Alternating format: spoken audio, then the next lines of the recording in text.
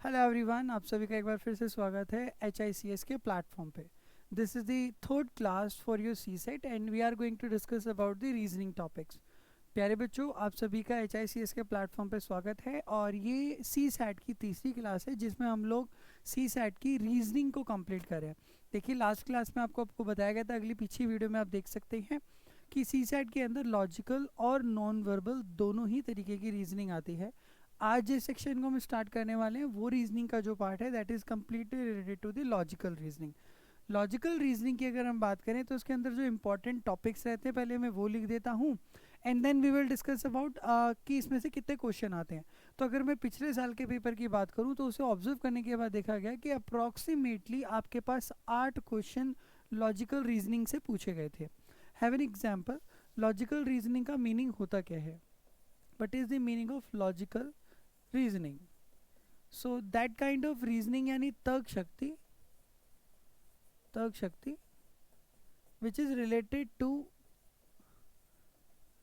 To logics, जिसका संबंध किसके साथ है? लॉजिक्स के साथ यानी तर्क के साथ है। ठीक है, तो जिनका संबंध किसके साथ है? तर्क यानी लॉजिक के साथ है। तो इसके अंदर सबसे पहला जो हमारे पास पढ़ने का सेगमेंट रहता है that is completely related with the syllogism. The first topic that we have to cover is syllogism. Syllogism यानी न्याय निगमन। Second topic that we have is statement and conclusion. इसके अंदर किसी चीज पर कथन दिया जाता है और उस कथन के बाद इसके ऊपर निकाला जाता है निष्कर्ष। Third topic that we have is statement and argument. किसी चीज पर स्टेटमेंट देने के बाद करा जाता है argument. Fourth topic we have किसी भी चीज के होने का कारण, कॉज एंड इट्स इफेक्ट, कि उसका प्रभाव क्या पड़ेगा। अगर आपको कोई स्टेटमेंट दी गई तो उसको देने का कारण क्या था एंड लेटर ऑन उस स्टेटमेंट के बाद सामने वाले पर प्रभाव क्या पड़ता है। Last topic that we have to cover is decision making, और ये तो बहुत इंपॉर्टेंट पार्ट होता है क्योंकि इसी सेगमेंट का इस्तेमाल करा जाता है आपके इंटरव्यू में भी और आपके बाकी सभी रिटन एग्जाम के अंदर भी। इंटरव्यू में भी आपको जब सिचुएशंस दी जाती है, एथिक्स का जो पेपर होता है, एप्टीट्यूड का जो पेपर होता है, this is completely related to the decision making, आपकी निर्णय शक्ति पर, निर्णय शक्ति कि किस हिसाब से आप डिसीजन लेंगे। ठीक है, and then this is the complete syllabus. अब सबसे पहले हम समझते हैं लॉजिकल रीजनिंग में ये सारे टॉपिक आएंगे। इन सभी टॉपिक के अंदर जब आप पढ़ रहे होंगे तो you will notice one thing कि आपको किसी भी चीज़ पर सोचने के लिए यानी लॉजिक लगाने के लिए, कि अगर आपने लॉजिक लगाना है किसी भी चीज़ पर तो you will provided with a statement. आपको एक चीज़ दी जाएगी दैट इज कॉल्ड स्टेटमेंट, और वो स्टेटमेंट देने के बाद यानी जिसे आप हिंदी में क्या कहते हो कि आपको दिया जाएगा एक कथन।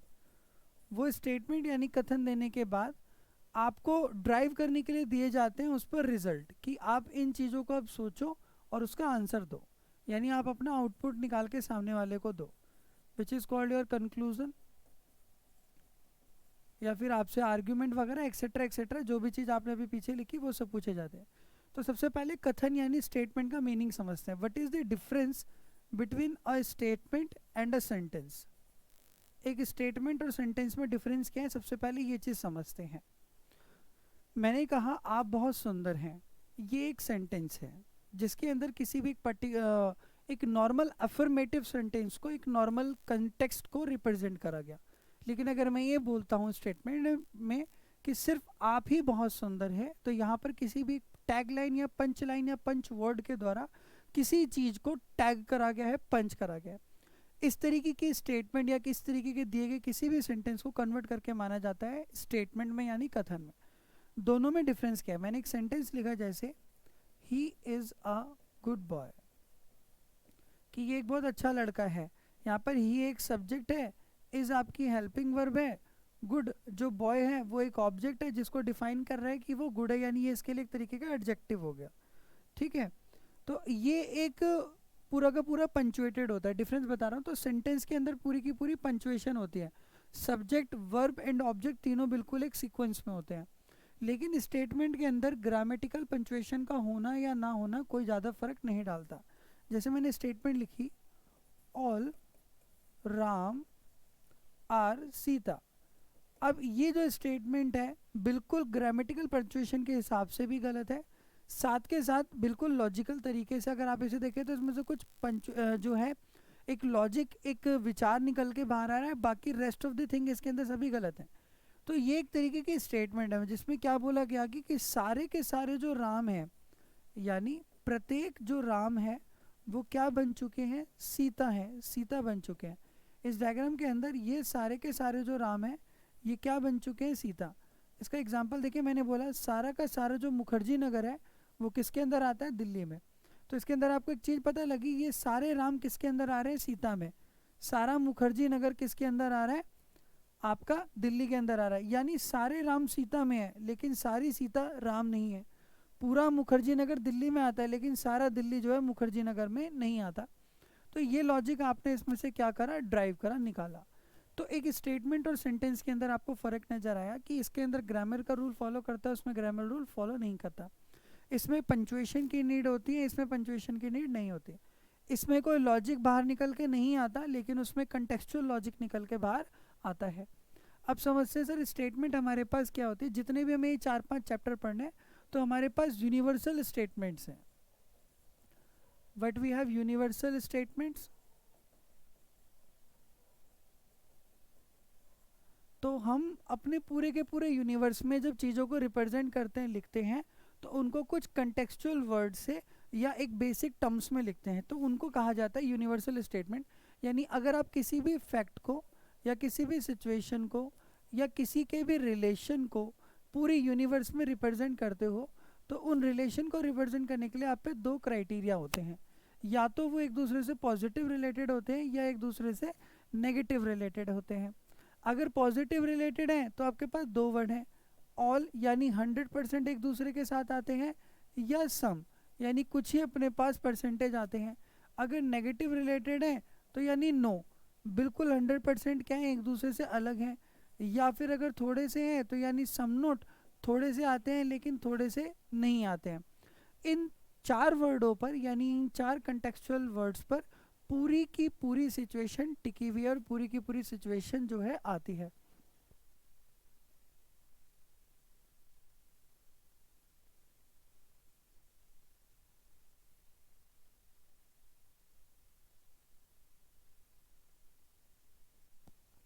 पूरी की पूरी सिचुएशन आती है और सारे के सारे जो हैं इस पर टिके हुए होते हैं। इन वर्ड्स का सबसे पहले इन स्टेटमेंट का हम यूज़ देखते हैं कि इन स्टेटमेंट को यूटिलाइज कैसे करा जाता है अपने स्टेटमेंट के अंदर, यानी किसी भी रिलेशन को रिप्रेजेंट करने के लिए। देन हम इससे रिलेटेड फिर अब क्वेश्चन स्टार्ट करेंगे। तो आपको बार बार स्टेटमेंट में ये चीज़ें दे रखी होंगी। देखिए सबसे पहले हम लिखते हैं, जैसे मैंने सबसे पहली स्टेटमेंट लिखी पहले वाले वर्ड के लिए, the first word that we have here is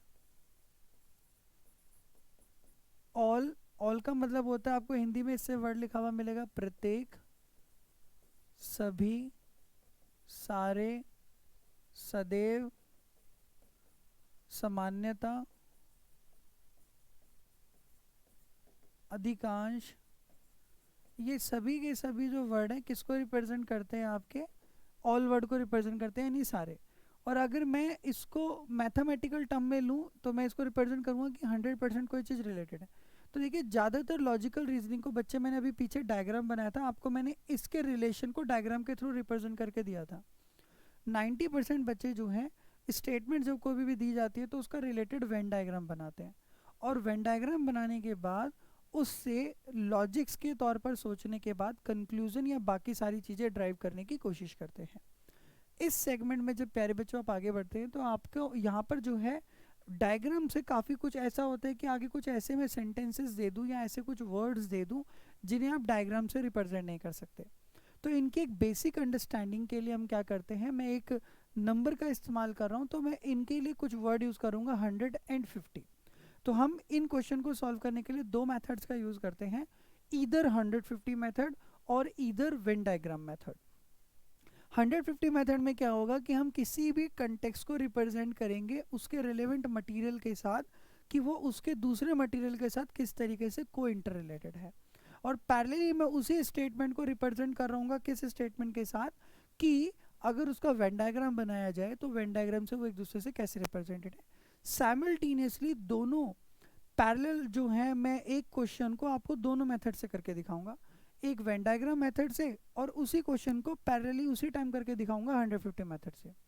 आप सभी से गुजारिश रहेगी इसको आप आराम से समझें, सिर्फ एक क्वेश्चन को। एक क्वेश्चन को समझने के बाद पेपर में आपने वेन डायग्राम को यूज़ करना है। 150 मेथड आपकी अंडरस्टैंडिंग को डेवलप करेगा, और अंडरस्टैंडिंग डेवलप होने के बाद कि वेन डायग्राम में देखना किसको है, लॉजिक को लगाना कैसे है, स्टेटमेंट में बात किसकी करी जा रही है, और कंक्लूजन में किसको हमें निकालना है। इनकी अंडरस्टैंडिंग डेवलप होने के बाद पेपर में आपने वेन डायग्राम का ही यूज़ करना है। एंड देन उसके बाद जो ऐसे वर्ड दिए जाते हैं जिनका वेन डायग्राम नहीं बनता, तो वहाँ पर हमें अंडरस्टैंडिंग डेवलप करनी पड़ती है। जैसे एग्जाम्पल मैंने बोला, only a few of the parents are intelligent and let their child to do what they want. सामान्यतः कुछ ही माँ बाप ऐसे हैं जो अपने बच्चों को ये करने देते हैं कि वो अपने करियर में जो आगे करना चाहते हैं वो करें, और ज़्यादा हस्तक्षेप नहीं करते। तो एग्जाम्पल जैसे मैंने एक आर्बिट्री स्टेटमेंट ली, ये एक हाइपोथेटिकल स्टेटमेंट है, इसमें मैंने वर्ड यूज़ करा ओनली अ फ्यू, केवल कुछ ही माँ बाप ऐसे हैं। तो अब इस स्टेटमेंट के अंदर अगर आप डायग्राम बनाने की कोशिश करोगे, इट इज़ इरेलीवेंट, थोड़ा सा आपको बनाने में कठिनाई होगी। मैंने जैसे एग्जाम्पल आपके लिए बोला, some of the girls residing in Delhi are now migrated to their home town due to the corona virus. सामान्यतः कुछ लड़कियां जो कि दिल्ली में पीजीज में रह रही थी, कोरोना वायरस की वजह से अपने घर की तरफ शिफ्ट हो रही है, माइग्रेटेड हो रही है। ऐसे शब्द को या इस तरीके के वर्ड को जो मैंने बोला, ये जो सेंटेंस मैंने पूरा बोला, इस सेंटेंस का वेन डायग्राम नहीं बन सकता, बिकॉज कितनी पॉपुलेशन और उसका कितना पार्ट आप ले रहे हो, it is not relevant part.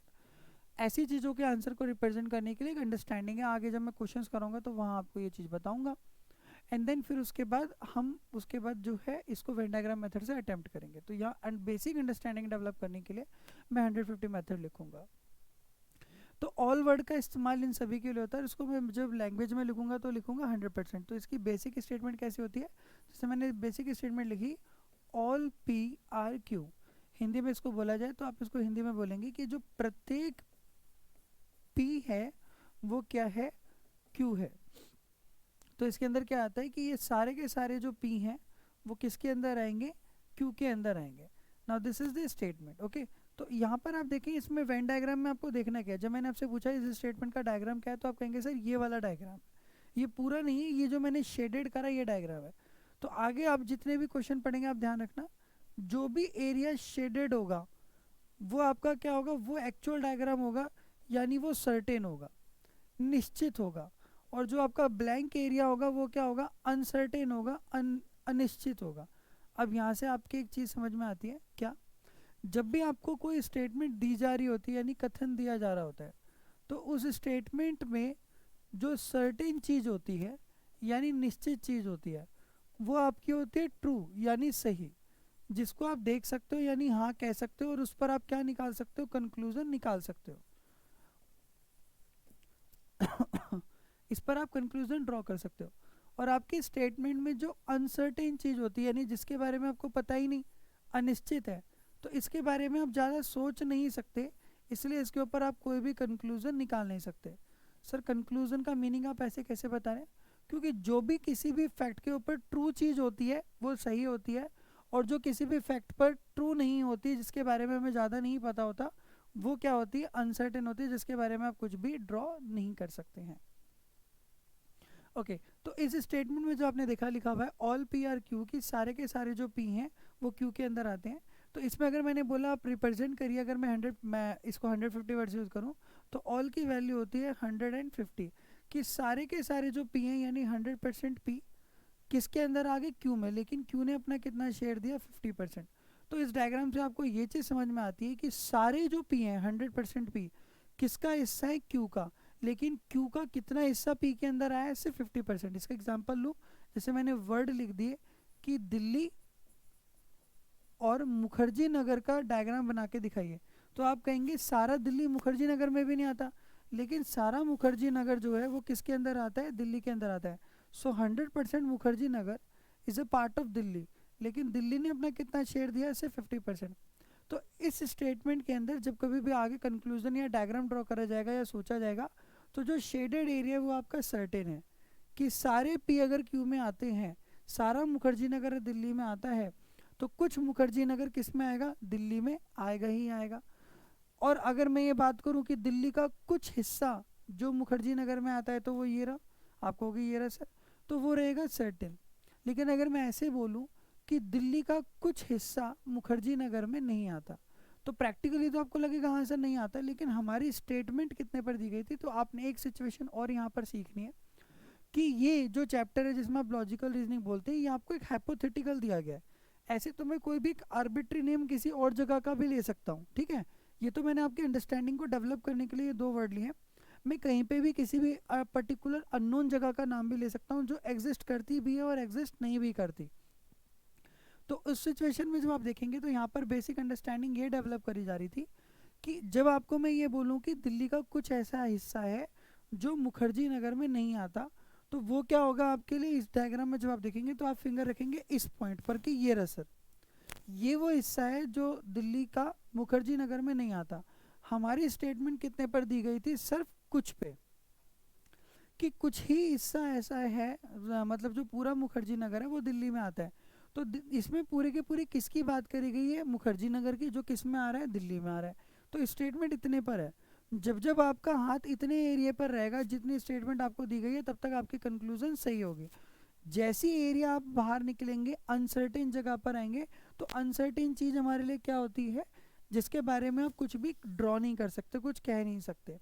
सो वहाँ पर कोई भी कंक्लूजन नहीं आएगी और वो कंक्लूजन क्या हो जाएगी, आपकी गलत हो जाएगी। That's why this conclusion is wrong. अगर मैं ये बोलता हूँ कि दिल्ली का कुछ हिस्सा मुखर्जी नगर में नहीं आता, तो आप बोलोगे सर ये रहा, लेकिन ये कैसा एरिया है, अनसर्टेन। तो अनसर्टेन चीज़ हमारी कोई भी कंक्लूजन नहीं होती। कंक्लूजन का मतलब ये होता है कि अगर आपको कोई सिचुएशन दी गई, उस फैक्ट पे आपने 100% सोचा, सोचने के बाद आपने बोला हाँ ये चीज़ ठीक है, तो वो हो गया 100% ट्रू किसी चीज़ पर। लेकिन सोचने के बाद आप उस चीज़ को अगर ड्राइव नहीं कर पा रहे, आपके पास एक वैलिड रीज़न नहीं है, तो वो क्या होगा, नॉट वैलिड कंडीशन होगी, यानी वो कंक्लूजन मान्य नहीं होगा। ओके, तो अब इस स्टेटमेंट के बाद अगली जो हमारी बेसिक स्टेटमेंट है, वो सेकंड स्टेटमेंट हमारी होती है सम पी आर क्यू, कि कुछ पी जो है वो क्या है, क्यू है, कुछ पी क्यू है। इसका डायग्राम कैसे बनाओगे सर, ये बनाओगे कि ये कुछ पी हैं जो किसके हिस्से में आते हैं, क्यू के हिस्से में आते हैं। मैंने पूछा कौन से हैं, आपने डायग्राम ड्रॉ करा ये वाला शेडेड वाला, तो बस आप समझ गए कि इस डायग्राम के अंदर जो शेडेड एरिया है वो क्या है, आपका सर्टेन है, निश्चित है, इस पे कंक्लूजन निकालोगे सही रहेगी। और जो बाकी ब्लैंक एरिया है बाहर का, वो क्या है, अनसर्टेन है, उस पर कोई भी कंक्लूजन निकालोगे वो क्या रहेगी, गलत रहेगी। जैसे मैंने एग्जांपल के लिए बोला, कुछ गर्ल्स यानी कुछ लड़कियां पढ़ी लिखी हैं, ये पी और क्यू की जगह आर्टिकल्स आएंगे। सम गर्ल्स आर टीचर, जैसे मैंने सपोज ये वर्ड बोला सम गर्ल्स आर टीचर, कि कुछ बालिका अध्यापिका हैं,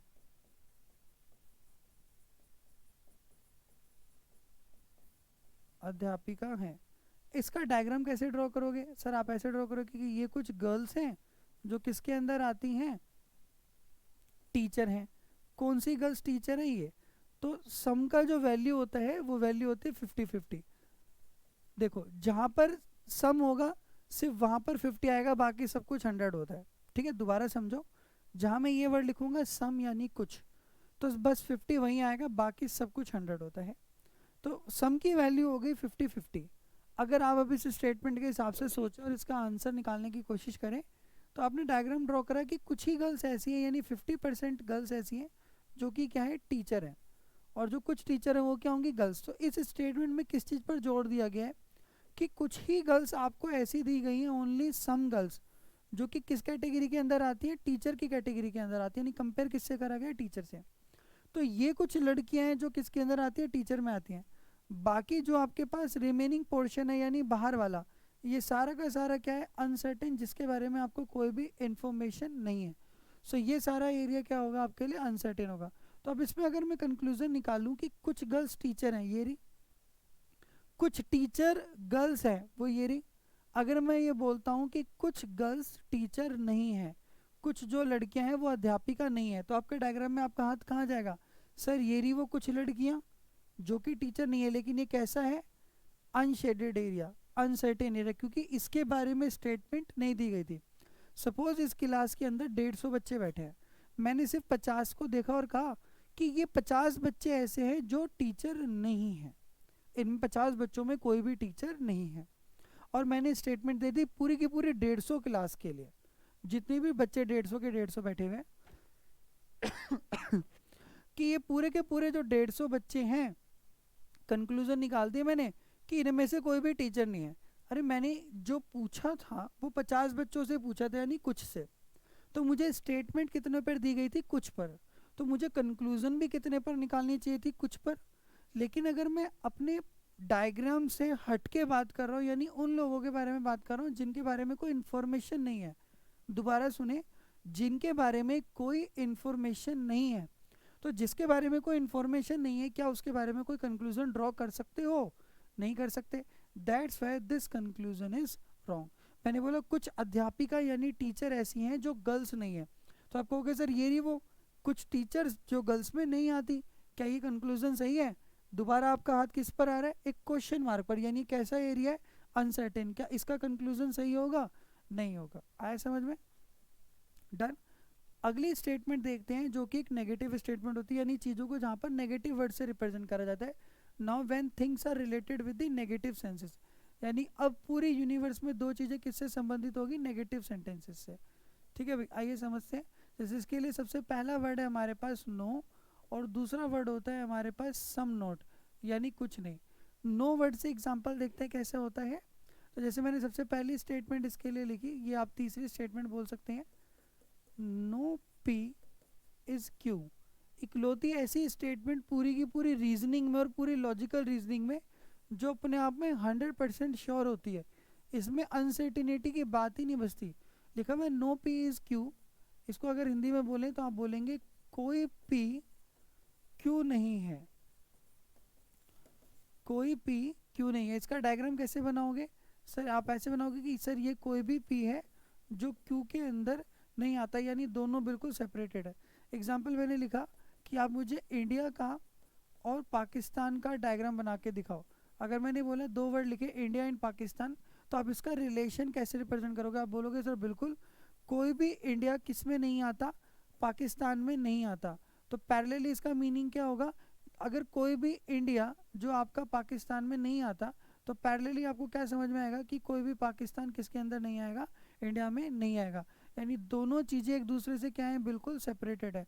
नो वर्ड का मीनिंग बिल्कुल क्लियर होता है, इकलौती ऐसी स्टेटमेंट होती है नो का मीन्स नो होता है, यानी बिल्कुल ख़त्म। मैंने एक और एग्जांपल लिखा, जैसे मैंने बोला बॉय एंड गर्ल, मैंने एक वर्ड लिखा बॉय यानी लड़का, और फिर मैंने वर्ड बोला यानी गर्ल यानी लड़की। इसका डायग्राम बना के दिखाओ, रिप्रेजेंट करो। तो कैसे बनाओगे कि सर कोई भी जो बॉय है यानी लड़का क्या नहीं है? गर्ल नहीं है, यानी लड़की नहीं है। ठीक है, तो अगर कोई लड़का लड़की नहीं हो सकता, तो क्या कोई लड़की यानी जो गर्ल है वो लड़का हो पाएगी? नो सर, नहीं हो सकती। नो मतलब नो होता है। अगर कोई लड़का लड़की नहीं बन सकता, तो कोई भी जो लड़की है बालिका वो लड़का नहीं बन सकती। अच्छा जी, अब इसमें अगर कोई डिप्लोमेटिक वर्ड भी यूज़ करे नो के केस में तो भी गलत होगा। इकलौती ऐसी स्टेटमेंट जो अपने आप में 100% श्योर है, अनसर्टिनिटी की बात ही नहीं होती। मैं बोलूँ कोई भी लड़का लड़की नहीं, अगर मैं बोलूँ कुछ लड़कों को अगर आप पकड़ो, ये कुछ बॉय हैं, और मैं बोलूँ गर्ल बनेंगे क्या? आंसर क्या होगा? नहीं सर नहीं बनेंगे। और अगर मैं कुछ लड़कियों को पकड़ूं और बोलूं क्या ये बॉय बनेंगी क्या? आप कहोगे सर नहीं बनेगी। तो बिल्कुल श्योर चीज़ है, नो के केस में अनसर्टिनिटी होती ही नहीं। ठीक है, तो that's why this is the statement which represent the no relation. Now the last and next statement which represent your relation is some not. Some not Hindi में इसका वर्ड मीनिंग होता है कुछ नहीं। अगर कोई भी स्टेटमेंट इससे दी जाती है तो उस स्टेटमेंट को पूरी की पूरी लॉजिकल रीजनिंग में कहा जाता है, यानी पूरी रीजनिंग में भी और आपकी लाइफ में भी कहा जाता है लॉजिकल रीजनिंग में कि इट इज लॉजिकली अनसर्टेन। ये लॉजिकली क्या है? अनसर्टेन है, यानी अनिश्चित है, जिसके बारे में आप कोई भी कंक्लूजन ड्रॉ नहीं कर सकते। सर कैसे इस बात को बोले? एग्जाम्पल जैसे मैंने स्टेटमेंट को आपको लिख के दिया, मैंने एक स्टेटमेंट लिख के दी, इसका डायग्राम ड्रॉ करने की कोशिश करेंगे। मैंने बोला सम स्टूडेंट्स आर ब्रिलियंट, कि कुछ विद्यार्थी जो है बहुत बुद्धिमान है, इंटेलिजेंट है। ठीक है, अब मैंने कहा इसका डायग्राम ड्रॉ करो। सपोज मैंने बोला कि एक गांव है, उस गांव के अंदर सपोज 1000 स्टूडेंट्स रहते हैं, और मैंने कहा 1000 में से मैंने सपोज 100 लोगों को ही उनका सर्वे करा, और सर्वे करने के बाद उनसे रिलेटेड इन्फॉर्मेशन दी। मैंने कहा 1000 में से 100 स्टूडेंट ऐसे हैं जो कि बहुत इंटेलिजेंट है, बाकी के 900 के बारे में कोई भी स्टेटमेंट नहीं दी। क्वेश्चन यहाँ पर अब ये उठता है, इसके बारे में जब आप कंक्लूजन निकालना, ड्रॉ करना शुरू करोगे कि अब इसके डायग्राम बना के दिखाओ, तो सबसे पहला केस, इसके बारे में जो बच्चा डायग्राम बनाएगा उसका सबसे पहला केस, मैंने बोला डायग्राम ड्रॉ करो भाई। बच्चे ने डायग्राम बनाया, लो सर कोई दिक्कत नहीं है। सर ये कुछ स्टूडेंट्स हैं जो कि ब्रिलियंट नहीं है। मैंने बोला कौन से हैं भाई, बताइए, डायग्राम में समझ में नहीं आया। कहते सर ये रे जो शेडेड एरिया है ना, ये है, ये कुछ स्टूडेंट्स हैं जो किसके अंदर नहीं आते, ब्रिलियंट में नहीं आते। मैंने बोला बहुत बढ़िया भाई, अब जरा मेरे इस दिए गए क्वेश्चन के अंदर मेरे लॉजिक को समझना और फिर इसका मुझे जवाब देना। कहता ठीक है। मैंने उसे स्टेटमेंट दी थी कि एक गांव के अंदर टोटल हमारे पास कितने लोगों को ऑब्जर्व करा गया टोटल आपके 1000 स्टूडेंट्स को ऑब्जर्व करा गया, और उस 1000 में से मैंने बोला 100 स्टूडेंट ऐसे हैं जो पढ़े लिखे हैं। तो जो बाकी के 100 स्टूडेंट है वो क्या है, पढ़े लिखे हैं, सॉरी पढ़े लिखे नहीं है। यहाँ पे वर्ड क्या यूज हो रहा है, नहीं है। सम स्टूडेंट्स आर ब्रिलियंट लिख दिए, लेकिन ये जो स्टेटमेंट है सम नोट वाली है, पर मैं इसको इरेज कर दूँ। सम स्टूडेंट्स आर, यहाँ पे बस नोट लिख लीजिए, some students are not intelligent. तो ये स्टेटमेंट आपकी पूरी हो जाएगी, जो बात है कि कुछ विद्यार्थी क्या हैं, पढ़े लिखे नहीं हैं। तो 1000 में से हमने 100 को ऑब्जर्व करा और कहा कि ये पढ़े लिखे नहीं है, बाकी के 900 से कोई बात नहीं करी। तो मैंने बोला भाई एक डायग्राम मैंने जो आपको दिया, जो मैंने आपको स्टेटमेंट दी वो ये थी कि कुछ स्टूडेंट्स ऐसे हैं जो पढ़े लिखे यानी ब्रिलियंट नहीं है। आपने डायग्राम बनाया कुछ स्टूडेंट्स जो ब्रिलियंट नहीं है, यानी वो सर ये रे बच गए, जो बचे वाले हैं वो ब्रिलियंट नहीं है। मैंने बोला ठीक है भाई। मैंने बोला एक गांव में जो थे, हमने कितने लोगों को ऑब्जर्व करा था, 1000। 1000 में से 100 बंदे ऐसे थे जो कि पढ़े लिखे नहीं है, डन। बाकी के 900 बच गए जो, उनके बारे में हमने कोई स्टेटमेंट दी, आपने कहा नहीं। तो आपने इन बाकी के 900 को इन पढ़े लिखों में कैसे भेज दिया, तो ये चीज़ तो गलत हो गई। तो यहाँ पर आपकी कंक्लूजन आके क्या हो गई, गलत हो गई। आपका डायग्राम क्या हो गया, गलत सिद्ध हो गया। तो यहाँ इसका कोई डायग्राम ही नहीं बन रहा।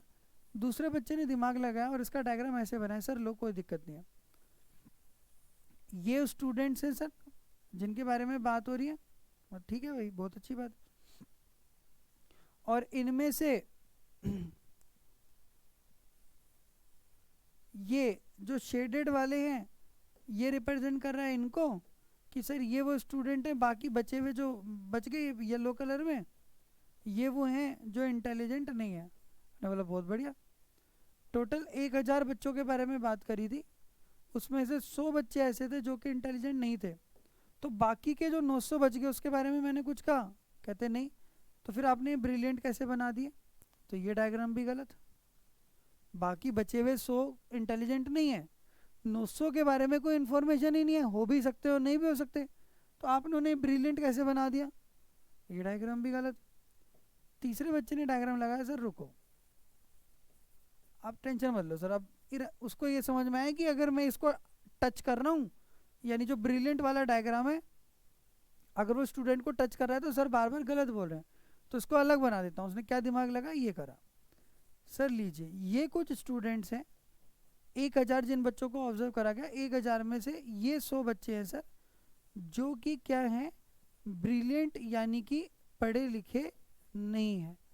मैंने बोला बहुत बढ़िया भाई, क्या बात है, बहुत अच्छा डायग्राम बनाया। देन मैंने बोला ठीक है आप जवाब दें। 1000 में से 100 ऐसे जो पढ़े लिखे नहीं है, तो जो बाकी के 900 बच गए इसके बारे में कोई स्टेटमेंट दी, कहता नहीं। तो आपको कैसे पता ये अनपढ़ ही होंगे, क्या पता ये पढ़े लिखे हो, आपने इधर क्यों नहीं मिलाया, फिर फंस गई बात। तो आपने इस स्टेटमेंट को नोटिस करा, आपने तीनों डायग्राम बनाने की कोशिश करी, लेकिन तीनों ही डायग्राम में कहीं ना कहीं आपकी कुछ ना कुछ मिस्टेक निकल के आ रही है, रिलेवेंटली सेटिस्फाइड नहीं हो रहा। इसका रीज़न यही है क्योंकि आपको स्पेशली मैंने पहले लिख दिया कि जो सम नोट वाली स्टेटमेंट होती है, कुछ नहीं वाली, ये लॉजिकली क्या होती है, अनडिफाइंड होती है, इसे पूरी रीजनिंग में लॉजिकली अनसर्टेन कहा जाता है। इसलिए इस स्टेटमेंट पर कोई भी कंक्लूजन निकल के नहीं आता, देयर इज नो कंक्लूजन, इस स्टेटमेंट पे कोई कंक्लूजन निकल के नहीं आता, and it is totally logically uncertain. तो ऐसी अगर स्टेटमेंट कहीं पर भी आपको दिख जाती है, यानी क्वेश्चन के अंदर अगर ऐसी कहीं पर भी स्टेटमेंट आती है, तो उस स्टेटमेंट को लॉजिकली अनडिफाइंड कहा जाता है, कि यानी इसके बारे में आप कुछ भी डायग्राम या क्वेश्चन या कोई भी स्टेटमेंट या कोई भी लॉजिक ड्रॉ नहीं कर सकते, इसके बारे में कुछ भी आप फ्रूटफुल या फैक्टफुल आंसर नहीं निकाल सकते।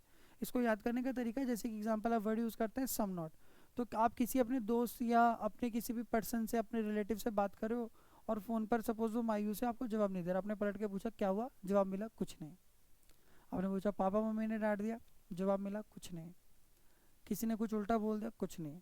कुछ बताएगी क्या दिक्कत हुआ, कुछ बताएगा क्या दिक्कत हुआ, सामने से क्या जवाब मिला, कुछ नहीं। आपने फ़ोन काट दिया, आपको फ़ोन काटने के बाद समझ में क्या है, कुछ नहीं। तो ये स्टेटमेंट ऐसी होती है सम नॉट वाली, कि आप अगर कोई भी स्टेटमेंट सम नॉट से रिलेटेड करके बोल रहे हैं, उस पर जब आप कंक्लूजन निकालेंगे तो वो कंक्लूजन हमेशा क्या आएगी, अनसर्टेन आएगी, गलत आएगी। उसके बारे में कोई भी कंक्लूजन आप स्पेसिफाइडली ड्रॉ कर ही नहीं सकते, उसकी कंक्लूजन निकल ही नहीं सकती, ठीक है। तो इस बात को आप याद रखेंगे एंड डेफिनेटली इस अकॉर्डिंग आप चीज़ों को यूज़ करेंगे।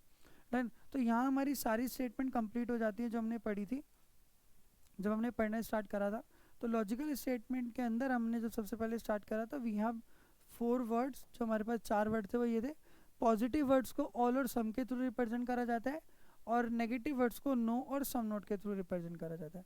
ओके जी, अब हम यहाँ पर क्वेश्चंस को स्टार्ट करते हैं। तो मैं कुछ रूल लिख रहा हूँ, जब हमें किसी भी स्टेटमेंट से, हमें अगर कहीं पर भी स्टेटमेंट में,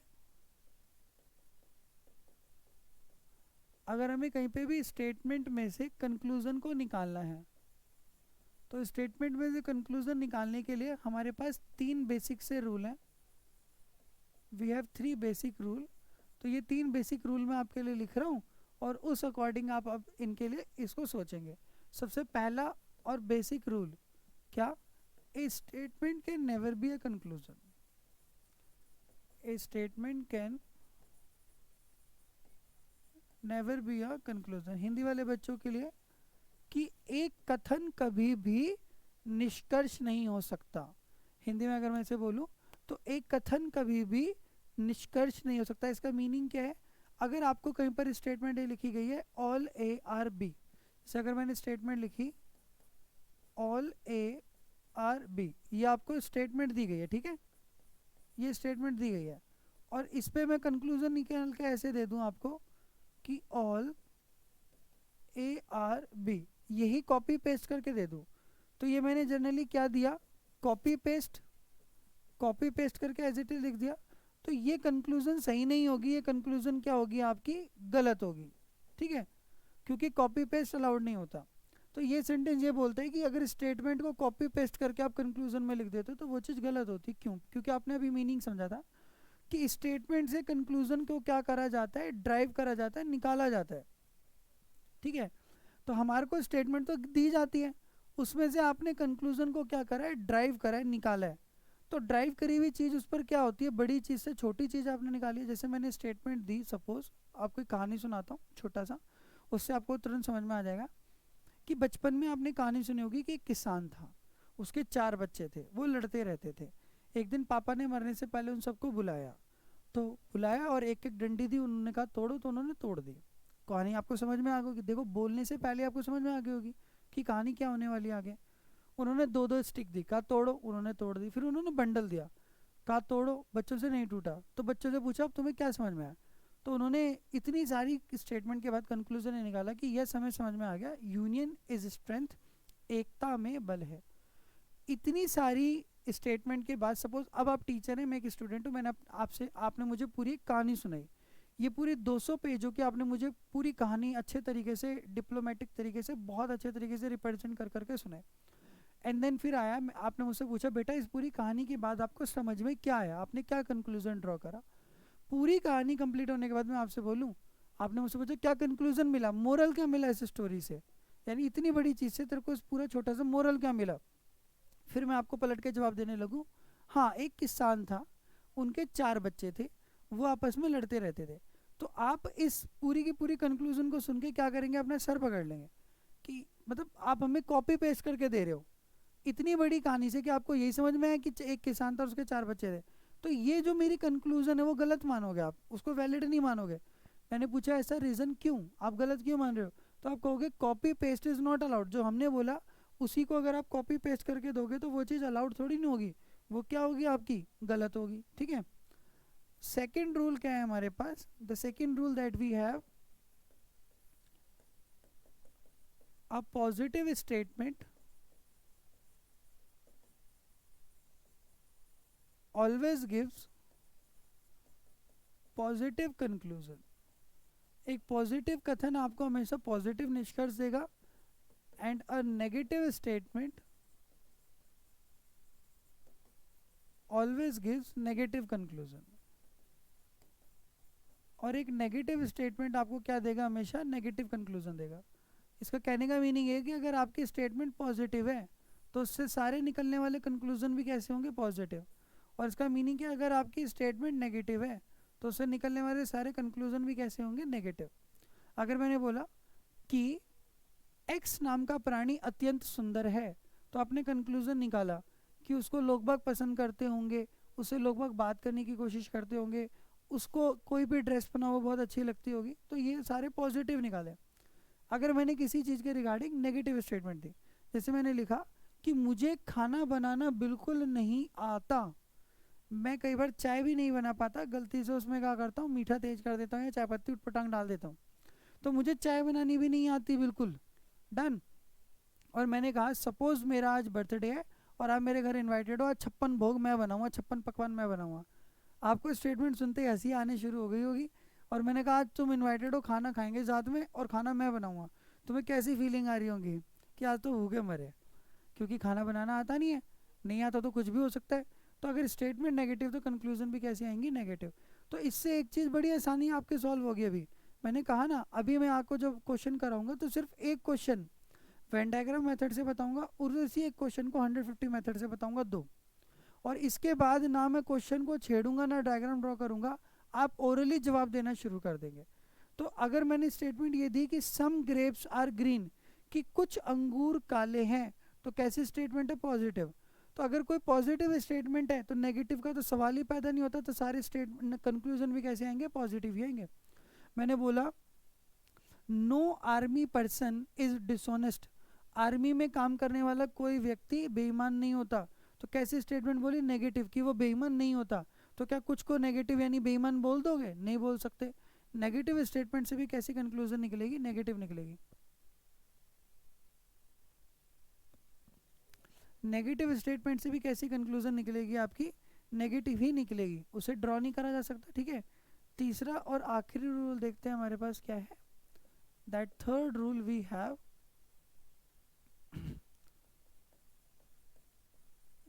the value of subject and precise can't be increase in given conclusion। इसका मीनिंग क्या है कि किसी एक निष्कर्ष में आप कर्ता और विधेय की मात्रा को बता नहीं सकते। जैसे एग्जांपल मैंने स्टेटमेंट लिखी ऑल पी आर क्यू, कि सारे के सारे जो पी थे वो क्या थे, क्यू हैं। इसका डायग्राम कैसे बनाते थे, ऐसे कि ये सारे के सारे पी हैं और ये किसके अंदर आते हैं, क्यू के अंदर। तो पी ने कितना शेयर दिया, 100%, और क्यू ने कितना शेयर दिया, 50%, क्योंकि सारे पी किस में आ गए, क्यू में। तो ये स्टेटमेंट जो आपको ये रूल लिखा है मैंने, बहुत इंपॉर्टेंट है, क्योंकि आगे सारे सवाल इस पे टिके हुए हैं। तो इसके अंदर ये जो वर्ड है इसको बोला जाता है statement, this is we called as, ये होता है हमारा सब्जेक्ट। इस वर्ड को कहा जाता है क्वांटिफायर वर्ड, यानी जो कि क्वांटिटी को बताता है, किसी की मात्रा को, कि थोड़े लिए गए हैं पूरे लिए गए। और इसको बोला जाता है प्रिसाइज यानी कि विधेय, जिसके बारे में बात करी गई है। तो यहाँ पर जब आपने नोटिस करा तो इस स्टेटमेंट में रूल में ये बताया गया कि अगर हमारी स्टेटमेंट में सब्जेक्ट और ऑब्जेक्ट यानी प्रिसाइज पर इतनी बात करी है तो कंक्लूजन में उसका थोड़ा ही पार्ट ले सकते हो, पूरा नहीं ले सकते।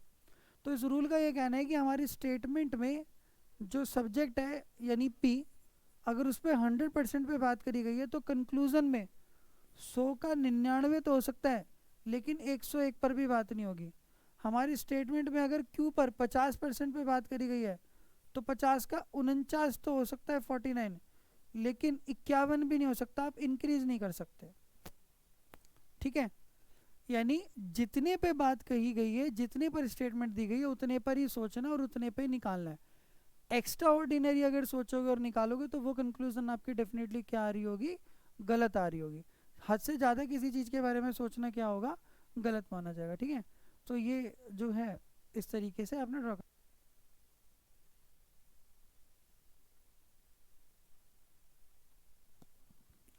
तो ये 100 का 99% ठीक रहेगा, 101 भी निकालोगे तो क्या हो जाएगा, अनसर्टेन, जिसके बारे में कोई भी कंक्लूजन ड्रॉ नहीं हो सकती।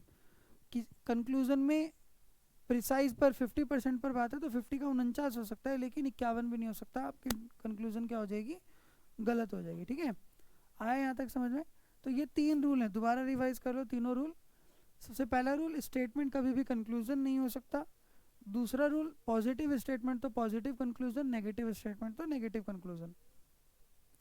तीसरा और आखिरी रूल कि अगर आपकी स्टेटमेंट में सब्जेक्ट पे थोड़े पे बात ही है तो कंक्लूजन में भी थोड़े पे बात होगी।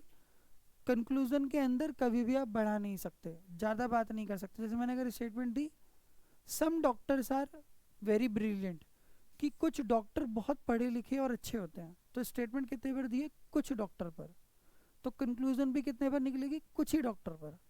अगर आप ये कह देते हो ना जी सारे डॉक्टर बहुत बढ़िया हैं, तो हमने स्टेटमेंट कितने पर दी थी, कुछ पर, बात कितने पर करी थी, कुछ पर। सारे में क्या आ गए, सारे आ गए जिन्हें आप जानते तक नहीं जिन्हें आप जानते तक नहीं।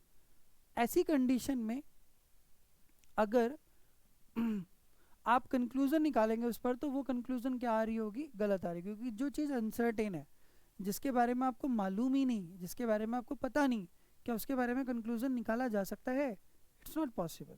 डन। तो अब मैं आपको क्वेश्चन कराना स्टार्ट करता हूँ। तो एक स्टेटमेंट लिखूंगा और उस एक स्टेटमेंट पे आपको मैं सारे कंक्लूजन ड्रॉ करके दिखा रहा हूँ, एंड देन फिर मैं आपसे क्वेश्चन करवाऊंगा। ठीक है, here is a question for you. सबसे पहली स्टेटमेंट, सबसे जो हमारी पहली बेसिक स्टेटमेंट उस पर लिख के दिखाऊंगा, यानी ऑल वाली, जिसके अंदर प्रत्येक यानी सभी सारे पर बात होगी। तो मैंने जैसे स्टेटमेंट लिखी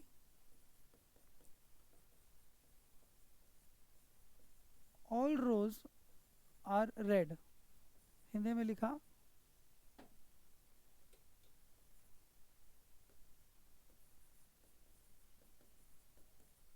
प्रत्येक गुलाब लाल है, ये स्टेटमेंट लिखी। 150 मेथड से आप देखते हैं तो इसकी वैल्यू क्या होगी, ऑल का मतलब 100 और 50। प्रत्येक गुलाब लाल है यानी सारे के सारे जो गुलाब है, यानी ये सारे के सारे रोज हैं, और ये किस में आते हैं, रेड यानी लाल में आते हैं। सो 100% रोज, सारे रोज किस में आते हैं, रेड में, और रेड ने कितना शेयर दिया, सिर्फ 50%। ये मैंने आपको स्टेटमेंट दी है। ठीक है, और इस पे अब हम कंक्लूजन निकालना सीखेंगे। तीनों रूल दोबारा याद कर ले। एक स्टेटमेंट का भी कंक्लूजन नहीं होती, पॉजिटिव स्टेटमेंट तो पॉजिटिव कंक्लूजन, नेगेटिव स्टेटमेंट तो नेगेटिव कंक्लूजन। और वैल्यू से बढ़कर बात नहीं करनी, औकात से बढ़कर बात नहीं करनी। तो हमारे इस क्वेश्चन में, इस स्टेटमेंट में रोज पर कितने पर बात हुई है, सारों पर, तो कंक्लूजन निकल सकती है। लेकिन लाल पे कितने पर बात हुई है, कुछ पर, तो कंक्लूजन में भी कितने पर बात करनी, कुछ पर, सब पे नहीं हो सकते। ठीक है, सबसे पहले कंक्लूजन लिखिए। जैसे मैंने इसी एक क्वेश्चन को, सिर्फ इस एक क्वेश्चन को मैं 150 मेथड और वेन डायग्राम दोनों से बताऊंगा। देन इसके बाद आपने सारे क्वेश्चन ओरली करने हैं अपने आप। ठीक है, वो आराम से होंगे।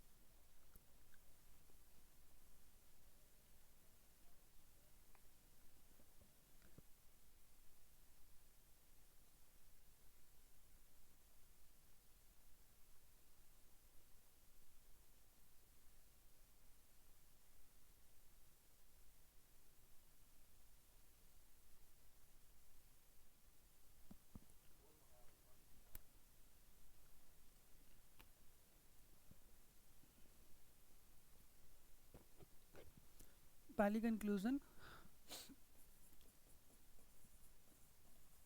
ऑल रोज आर रेड, सारे गुलाब लाल हैं।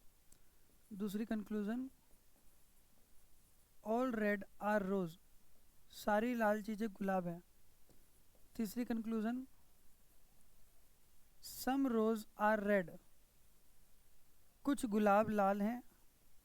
चौथी कंक्लूजन, सम रेड आर रोज,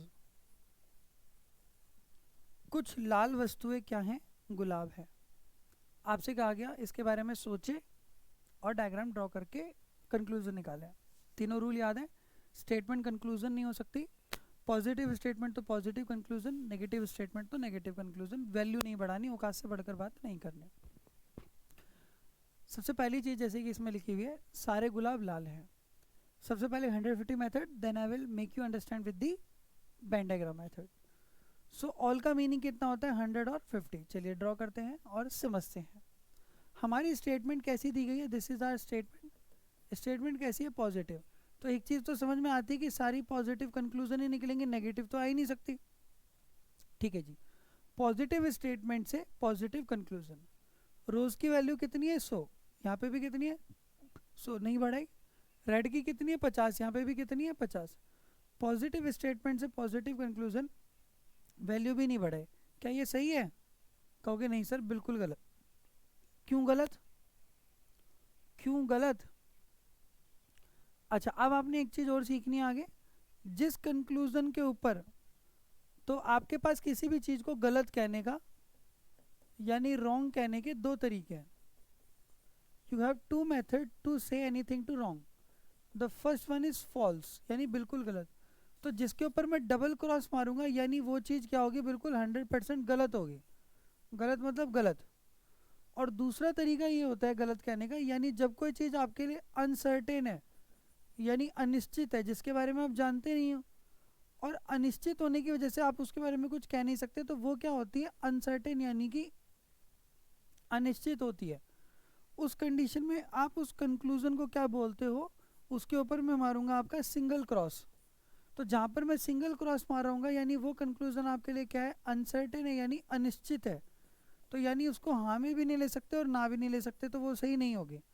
और जिस पर डबल क्रॉस मारूंगा यानी गलत का मतलब 100% गलत है। जैसे एग्जांपल, मैंने बोला कि अभी राइट नाउ, जैसे मैं पढ़ा रहा हूँ, मैंने ग्रीन कलर की टी शर्ट पहनी हुई है। तो आपने बोला हाँ बिल्कुल ठीक है। अब मैंने बोला सपोज, मानो आपने मुझे देखा नहीं, मैंने इसके ऊपर जैकेट पहनी हुई है और ऊपर तक बंद करी हुई है। मैंने बोला आज मैंने रेड टी शर्ट पहनी है और चलिए पढ़ना शुरू करते हैं। तो आप बोलोगे सर अनसर्टेन है, हमने जैकेट देखी है, टी शर्ट तो देखी नहीं किस कलर की। तो अगर कोई बच्चा मान ले हाँ इन्होंने रेड ही पहनी है, तो वो तो अनसर्टेन है ना, गलत हो सकता है। और अगर कोई ना माने कि नहीं पहनी, तो भी अनसर्टेन है, क्या पता हो भी सकती है। लेकिन जब आपने अब देख ली कि मैंने ग्रीन पहनी हुई है, अब इसे बदला नहीं जा सकता। अब मैं बोलूँ आज बच्चों मैंने रेड टी शर्ट पहनी है, आइए पढ़ना शुरू करते, तो ये क्या है, बिल्कुल 100% गलत है। तो 100% गलत चीज़ कम से कम दिख तो रही है सामने। नुकसानदायक क्या होती है, अनसर्टेन चीज़ जिसके बारे में पता नहीं होता। तो गलत कम से कम गलत तो दिख रहा है। तो अब आप ध्यान रखना, जिसपे मैं डबल क्रॉस मारूंगा वो 100% गलत होगा, और जिसपे सिंगल क्रॉस मारूंगा यानी वो अनसर्टेन है। तो गलत कहने के दो तरीके हैं, फुल गलत नहीं है, अनसर्टेनिटी की वजह से, अनिश्चितता की वजह से वो चीज़ गलत है। इसमें मैंने लिखा ऑल रोज आर रेड, सारे गुलाब लाल हैं। आपने बोला सर गलत, मैंने इस पर डबल क्रॉस मार दिया, डबल क्रॉस मारा कि जी बिल्कुल गलत है ये। आपने पूछा क्यों, देखो आपने एक रूल पढ़ा था कि एक statement can never be a conclusion, अभी पढ़ा था, statement can never be a conclusion. अगर एक कथन को यानी निष्कर्ष बना के कॉपी पेस्ट करके दे दोगे तो वो क्या होगा, सरासर गलत होगा। तो यहाँ पर आपने क्या करा, स्टेटमेंट को as it is copy paste करके दे दिया, that's why this conclusion is wrong. फिर आपने लिखा all red are rose, all की मतलब 150। ठीक है जी, आइए समझते हैं। डन। रोज कितना है यहाँ पे, 100, तो हमने यहाँ पर कितना कर दिया, 50। ठीक है, कोई दिक्कत नहीं है। लेकिन यहाँ पर हमारे पास रेड कितने हैं, 50, और आपने कितने कर दिए, 100। ये चीज़ गलत है। कितने पर बात हुई थी, 50 पर, और आप कंक्लूजन कितने पे निकाल रहे हो, 100 पर, यानी अनसर्टेन, जिसके बारे में आपको पता नहीं है। दैट्स वाई इसके साथ क्या लगेगा, सिंगल क्रॉस, कि ये तो अनसर्टेन है, गलत। फिर लिखा हुआ है सम रोज आर रेड, कि कुछ रोज क्या है रेड, सम का मतलब 50-50। पॉजिटिव स्टेटमेंट से पॉजिटिव कंक्लूजन, क्या रोज की वैल्यू बढ़ाई ना, रेड की वैल्यू बढ़ाई ना, सेम हो सकती है, नीचे गिर सकती है, बढ़ नहीं सकती, ये कंक्लूजन बिल्कुल करेक्ट है। फिर लिखा हुआ है सम रेड आर रोज, की कुछ लाल वस्तुएं तो गुलाब है, सम का मतलब 50-50, ठीक है भाई। रोज कितने 100, आपने कितने कर दिए 50, ठीक है। रेड कितने 50, यहाँ पे भी कितने 50, बढ़ाए नहीं, ठीक है, ये कंक्लूजन भी ठीक है। पॉजिटिव स्टेटमेंट से पॉजिटिव कंक्लूजन, वैल्यू भी नहीं बढ़ाई, कॉपी पेस्ट भी नहीं है। आई गेस आपको समझ में आया, डन, बहुत बढ़िया। अब इसी को वेन डायग्राम मेथड से देखिए, यहीं पर स्टूडेंट से गलती होती है, क्या चीज़ बिल्कुल गलत है और क्या चीज़ अनसर्टिनिटी की वजह से गलत है। इन दोनों को जिस मोमेंट आप वेन डायग्राम में समझ जाओगे, क्वेश्चन आपके लिए आसान हो जाएगा। मैं आपको लास्ट ईयर के पेपर भी दिखाऊंगा अभी। तो जैसे यहाँ पर लिखा हुआ है स्टेटमेंट क्या थी, सारे गुलाब क्या है, लाल है, तो इसके अंदर जो शेडेड एरिया है वो आपका सर्टेन है, यानी निश्चित है, इसके बारे में जब भी कंक्लूजन निकालोगे सही आएगी।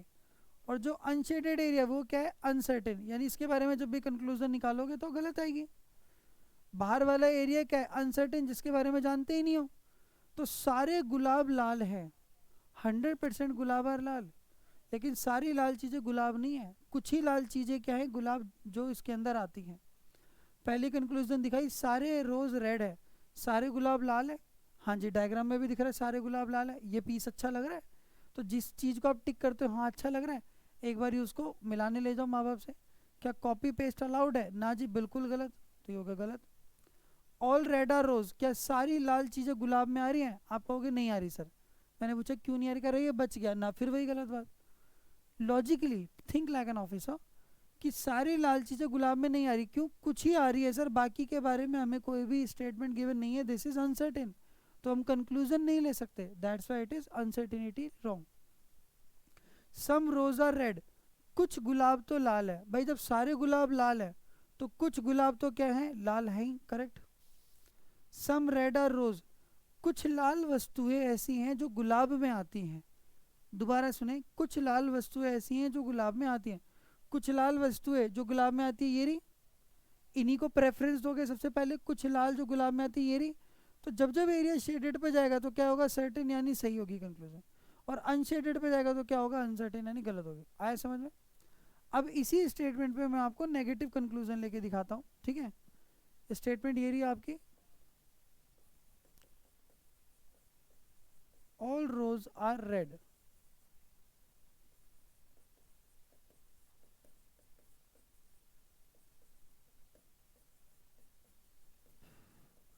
प्रत्येक गुलाब लाल है। डायग्राम ये बना है कि ये सारे के सारे रोज हैं जो किसके अंदर आ रहे हैं, रेड के अंदर। सारे रोज 100% रोड किस में चलेगी, गुलाब रेड में, और रेड ने कितना दिया 50%। कैसी स्टेटमेंट है, पॉजिटिव। तो एक चीज़ तो पहली पता है, कंक्लूजन में जो मर्जी ड्रॉ कर लूँ कि पॉजिटिव स्टेटमेंट से पॉजिटिव कंक्लूजन ही आएगी, नेगेटिव तो आ ही नहीं सकती। अब मैं नेगेटिव कंक्लूजन अगर लिखूंगा भी तो वो सारी की सारी क्या आएंगी, गलत आ रही होंगी। अब ये समझने वाली बात है, उस गलत के अंदर यानी जो रॉन्ग आ रही है, उस रॉन्ग के अंदर ऐसी कितनी कंक्लूजन्स होंगी,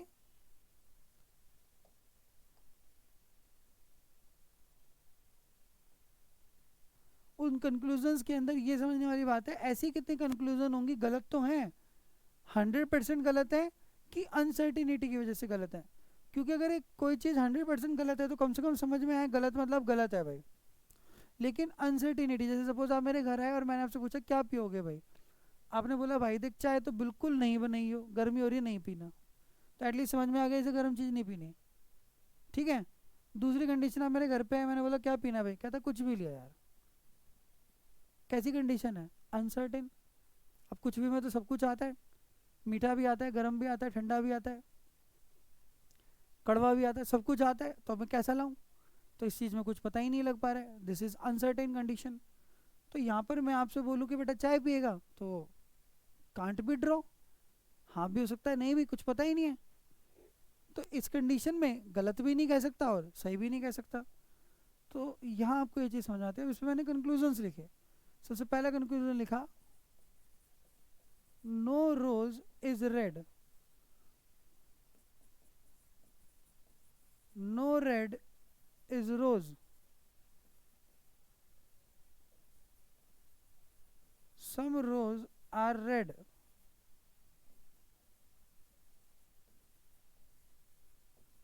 सम रेड आर रोज, हिंदी में मैंने कंक्लूजन लिखा जैसे इंग्लिश में, कोई गुलाब लाल नहीं है, कोई लाल वस्तु गुलाब नहीं है, कुछ गुलाब लाल हैं और कुछ गुलाब लाल नहीं है। नोट वर्ड लगाना है इसके साथ, ये नोट को ले नहीं रहा भाई, पता नहीं क्या हो रहा है नोट नहीं ज़्यादा। Are not red are not rose,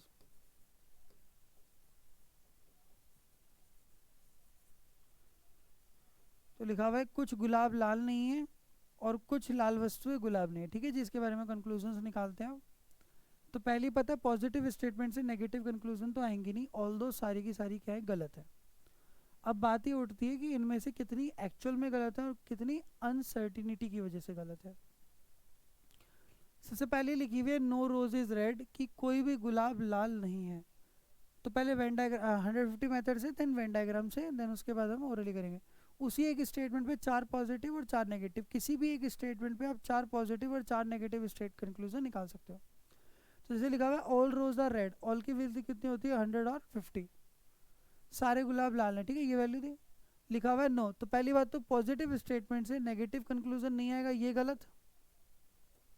positive statement से नेगेटिव कंक्लूजन नहीं आएगा। दूसरा, रोज की वैल्यू नो का मतलब 100 और रेड का भी 100। ठीक है जी, रोज 100 था, ठीक है, रेड कितना है 50, आपने कितना कर दिया 100। एक तो नेगेटिव बोल रहे हो और ऊपर से हद से ज़्यादा बोल रहे हो, तो बिल्कुल गलत बोल रहे हो, गलत। नो रेड इज रोज, की कोई भी लाल चीज गुलाब हो ही नहीं सकती। पॉजिटिव स्टेटमेंट से नेगेटिव कंक्लूजन नहीं निकलेगा, पहली बात तो ये गलत। दूसरा, रेड कितने 50, आपने कितने कर दिए 100। एक तो नेगेटिव बोल रहे हो और हद से ज़्यादा बोल रहे हो। अगर कोई व्यक्ति आपकी लाइफ में एक तो हद से ज़्यादा बोले और आप ही के लिए नेगेटिव बोले, तो उसे क्या करते हो, डबल क्रॉस, दफा कर ख़त्म। यहाँ पर भी वही गलत। सम रोज आर नॉट रेड, कि कुछ गुलाब ऐसे हैं जो कि लाल नहीं है, तो बस 50 वहीं आएगा जहाँ सम होगा, बाकी सब 100 होता है। कुछ गुलाब लाल नहीं है, ठीक है जी, नोट। पॉजिटिव स्टेटमेंट से पहली बात तो नेगेटिव कंक्लूजन नहीं आएगी, और उसके बाद रेड कितने 50 और आपने कितने कर दिए 100, तो बिल्कुल गलत सर। दूसरा, सम रेड, कि कुछ लाल क्या है, गुलाब नहीं है। पॉजिटिव स्टेटमेंट से नेगेटिव कंक्लूजन नहीं आएगी, पहली बात तो ये गलत। दूसरा, क्या रोज की वैल्यू बढ़ाई ना, रेड की बढ़ाई ना, ये ड्यू टू अनसर्टिनिटी, गलत। अब आपको एक चीज समझ में आई, इनमें एग्जामिनर ने यही आपसे पूछा था, यही क्वेश्चन आया हुआ है आपके 2019 वाले एग्जाम में।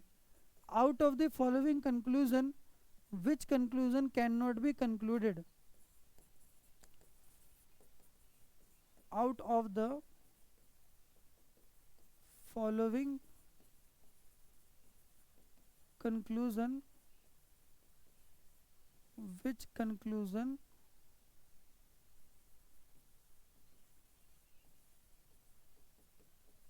can't be concluded।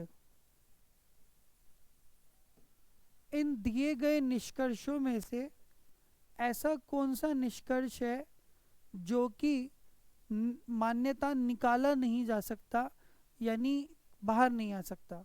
तो बच्चों को ये समझ में आया कि ऐसा कंक्लूजन जो निकाला नहीं जा सकता, यानी ये क्या कहना चाह रहा है, जो निष्कर्ष गलत है, उसने मीनिंग ये इंटरप्रिटेट करी गलत है, कि कोई कंक्लूजन निकाला नहीं जा सकता, क्योंकि जनरल समझा है कंक्लूजन निकाला नहीं जा सकता मतलब गलत है, बट ये नहीं है इसका मीनिंग।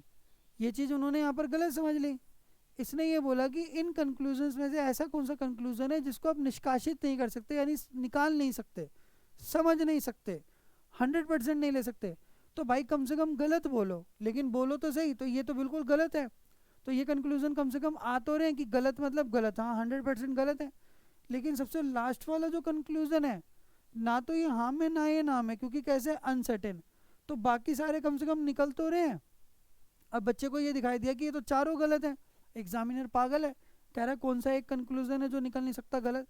तो गलत तो सारे ही हैं, ठीक है, बट आपको ये लग रहा है कि सारे गलत हैं, कौन सा नहीं निकल सकता भाई, बाकी के 3 जो हैं ऊपर के, वो कम से कम ऐसे गलत हैं जो कि 100% गलत हैं। और नीचे वाला किस वजह से गलत है, ड्यू टू अनसर्टेनिटी, अनिश्चितता की वजह से गलत है, दैट्स वाई ये निकल नहीं सकता। तो उसका करेक्ट आंसर है 4th क्वेश्चन। समझ में? इसी क्वेश्चन को वेन डायग्राम से देखें, लिखा हुआ है नो रोज इज रेड, कोई भी गुलाब लाल नहीं है। अरे सारे गुलाब तो लाल है, कह रहा है कोई भी गुलाब लाल नहीं है, बिल्कुल गलत। नो रेड इज रोज, कोई भी लाल वस्तु गुलाब में नहीं आती। सारा मुखर्जी नगर दिल्ली में आता है, कह रहा कुछ कोई मुखर्जी नगर दिल्ली में नहीं, गलत। सम रेड आर नोट रोज, कि कुछ दिल्ली का एरिया मुखर्जी नगर में नहीं आता, फिर मुखर्जी नगर क्या पाकिस्तान में, गलत। सम रोज आर नोट रेड, कुछ गुलाब ऐसे हैं जो लाल नहीं है, कोई भी गुलाब ऐसा बचा है, सारे तो आ रहे। अगर सारा मुखर्जी नगर दिल्ली में है तो कुछ मुखर्जी नगर का एरिया बच जाएगा जो दिल्ली में नहीं होगा, गलत। सम रेड आर नोट रोज, कि कुछ लाल वस्तु ऐसी हैं जो गुलाब में नहीं आती। सर यही वो लाल वस्तु है जो गुलाब में नहीं आती। अभी पीछे आपको मैंने क्या बताया था, जब जब शेडेड एरिया पे जाओगे सही होगा, अनशेडेड एरिया अनसर्टेन यानी गलत। कुछ लाल वस्तुएं जो गुलाब में नहीं आ रही, ये रही, और ये आपके लिए क्या है, अनसर्टेन, अनिश्चित, जिसके बारे में आप कुछ निकाल ही नहीं सकते, बोल ही नहीं सकते, आपके लिए ये एक क्वेश्चन मार्क है, अनसर्टेन है। तो क्या ये सही होगा, गलत, हमें पता ही नहीं इसके बारे में। डन।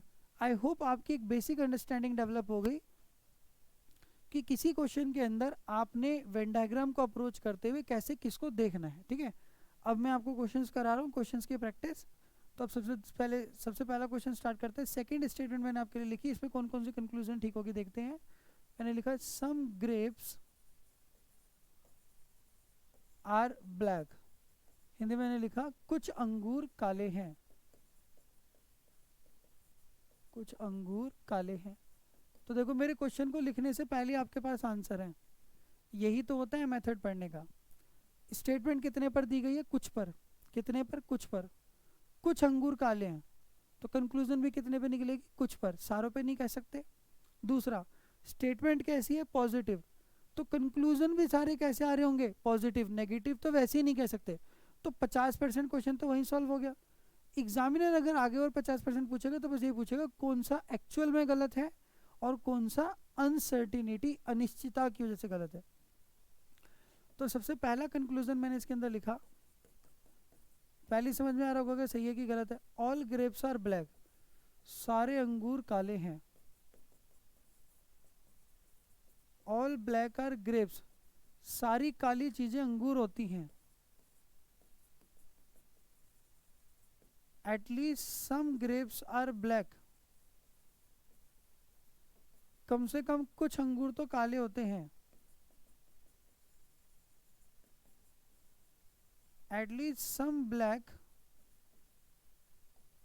आर ग्रेप्स, कम से कम कुछ काली वस्तुएं अंगूर हैं।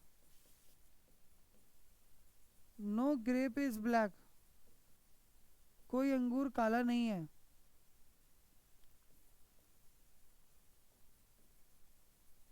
सम ग्रेप्स आर नॉट ब्लैक, कम से कम कुछ अंगूर तो काले नहीं है। Some grapes are not black, कम से कम कुछ अंगूर काले नहीं है। Some black are not grapes, कम से कम कुछ काली चीजें ऐसी हैं जो अंगूर नहीं है। तो सबसे पहले इसका डायग्राम बनाओ। सम का मतलब कितना होता है, 50-50, समझ में आ गया होगा। मैंने कहा डायग्राम बनाओ, तो ये बनाओ कि सर ये कुछ अंगूर हैं ग्रेप्स जो कि क्या है, काले हैं यानी ब्लैक है, इनको कर देते हैं ब्लैक। सर ये कुछ अंगूर है ये जो किसके अंदर आते हैं, ब्लैक कलर में आते हैं। गौरव जी ब्लैक कलर दिख रहा होगा कैमरे में।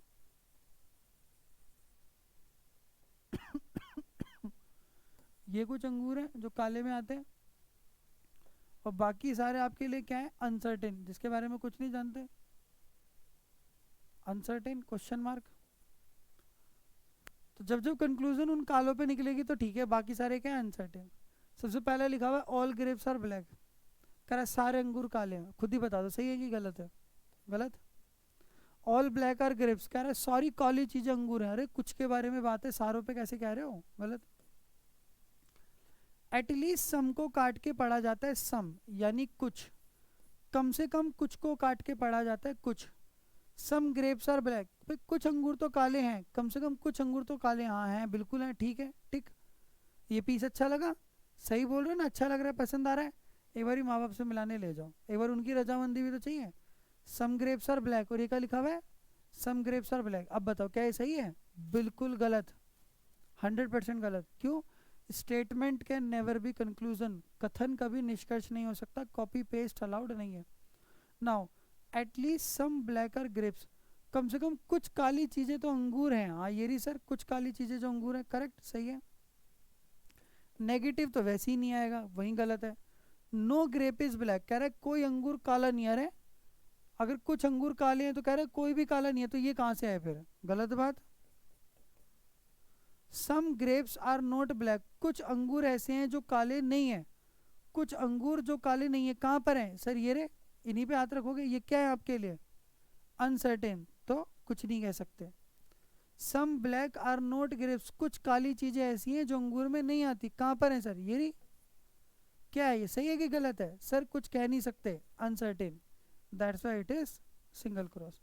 आई होप इसमें आपको पूरे में समझ में आए कौन सी चीज़ एक्चुअल में ठीक है, कौन सी चीज़ एक्चुअल में गलत है, और कौन सी चीज़ अनसर्टेनिटी की वजह से गलत है। डन, ये दूसरी स्टेटमेंट थी।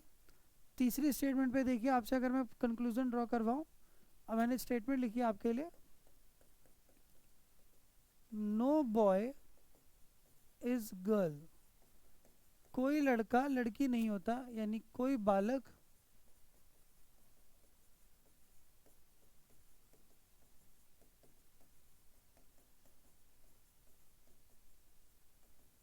कोई बालक बालिका नहीं है। ठीक है, इस स्टेटमेंट का डायग्राम कैसे ड्रॉ करोगे, ये ड्रॉ करोगे कि ये जो कोई भी बॉय है ये क्या नहीं बन सकता, गर्ल नहीं बन सकता कभी भी।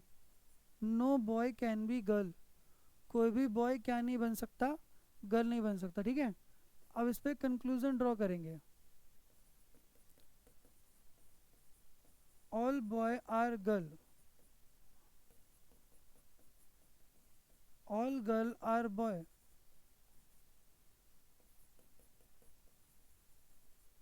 at least some boys are girl,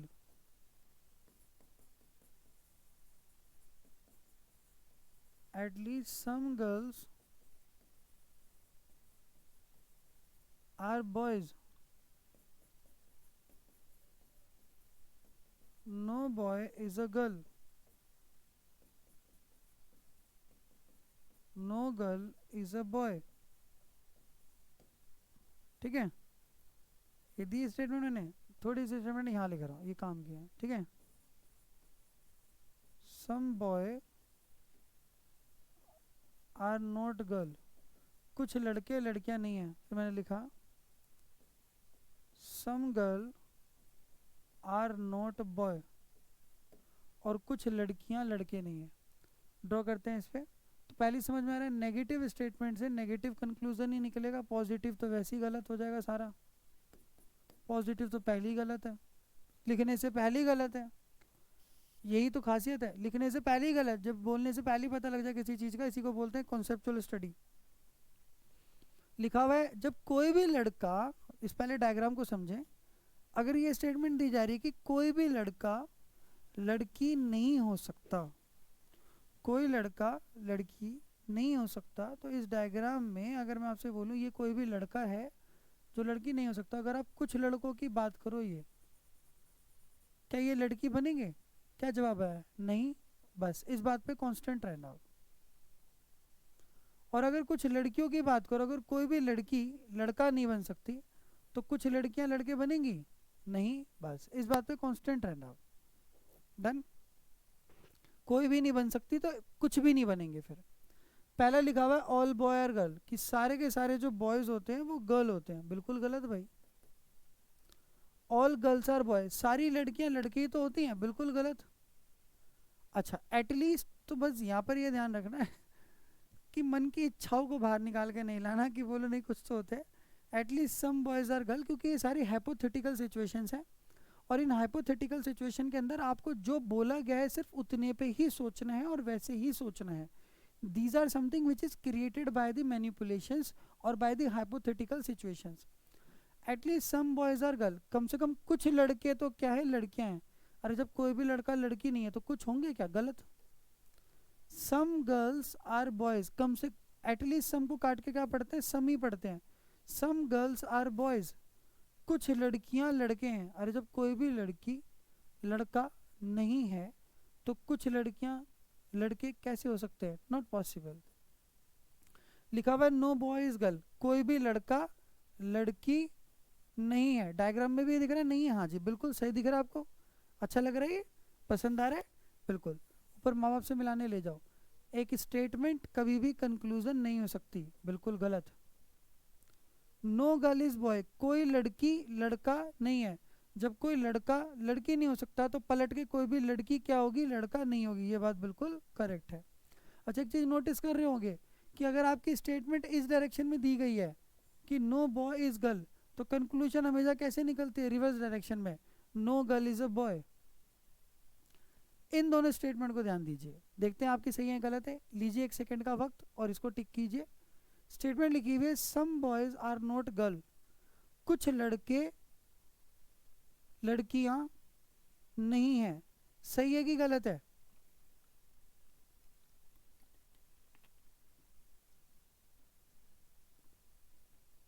कुछ लड़के लड़कियां नहीं है जी, सही है।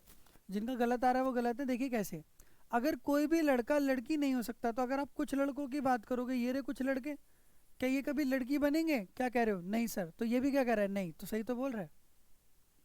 Some girls are not boys, कुछ लड़कियां लड़के नहीं है। अगर कोई भी लड़की लड़का नहीं हो सकती तो कुछ लड़कियों को अगर पकड़ोगे और कहो बॉय बन जा, बनेंगी क्या? क्या नहीं बनेंगी? तो ये भी तो कह रहा है नहीं है, सही बोल रहा है। तो बस आपने ये ध्यान रखना है, नेगेटिव स्टेटमेंट बिल्कुल एग्जैक्टली सर्टिफाइड स्टेटमेंट होती है, जहाँ पर किसी भी चीज़ के बारे में अगर आप बात करते हैं तो वो 100% अपने आप में ठीक होती है, उसमें कोई भी अनसर्टिनिटी वाली बात होती ही नहीं है। ठीक है, तो ये होगी आपकी सेकंड लास्ट स्टेटमेंट। आखिरी स्टेटमेंट पढ़ते हैं ताकि आपका पूरा का पूरा चैप्टर कंप्लीट हो। चौथी और आखिरी स्टेटमेंट जो हमारे पास है वो ये है सम नोट वाले। इस पे एक स्टेटमेंट लिखते हैं हम, जैसे सम नोट यानी कुछ नहीं का केस। स्टेटमेंट मैंने लिखी some girls are not liar, Hindi में बोला कुछ बालिका झूठ नहीं बोलती, कुछ बालिका झूठ नहीं बोलती। Conclusion, all girls are liar, प्रत्येक लड़की झूठ बोलती है। ऑल लायर आर गर्ल्स, प्रत्येक झूठ बोलने वाली लड़की ही होती है। सभी पात्र काल्पनिक है जिनका किसी व्यक्ति वस्तु स्थान से संबंध नहीं है। सम गर्ल्स आर लायर, कुछ लड़कियां झूठ बोलती हैं। सम लायर आर गर्ल्स, कुछ झूठ बोलने वाली लड़कियां होती हैं। आपने इसे हाइपोथेटिकल सिचुएशन के अकॉर्डिंग सोचते हुए जवाब देना है, कोई दिल से ना लगाए। नो गर्ल इज लायर, कोई लड़की झूठ नहीं बोलती, करेक्ट बात। नो लायर इज गर्ल, कोई झूठ बोलने वाला व्यक्ति लड़की नहीं होता। Some girls are not liar, कुछ लड़कियां झूठ नहीं बोलती। Some liar are not girls, कुछ झूठ बोलने वाली लड़कियां नहीं होती। इनमें से कितनी स्टेटमेंट सही होंगी और कितनी गलत होंगी? लीजिए एक सेकंड का वक्त और कीजिए जी। आइए टैली करते हैं। सबसे पहले तो इस स्टेटमेंट की पहला वर्ड ही पढ़ो, क्या लिखा हुआ है? सम नोट। पीछे की कुछ याद आ रहा है? मैंने क्या बोला था? कुछ नहीं का केस, फोन का एग्जाम्पल दिया था, सम नोट वाली स्टेटमेंट दी थी। इससे पहले इस क्वेश्चन को करो, इसको जरूर देख लो एक बार।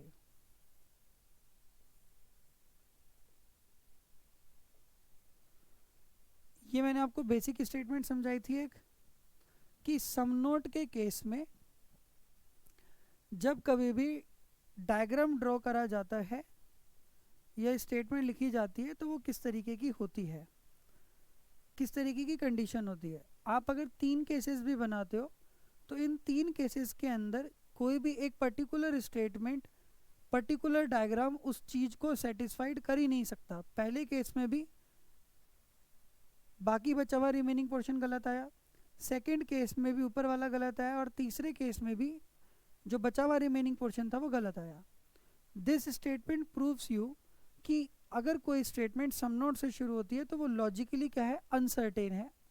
उसके ऊपर नीचे बिल्कुल लिखा हुआ है कि कोई कंक्लूजन निकाला नहीं जा सकता, कोई कंक्लूजन ड्रॉ नहीं किया जा सकता.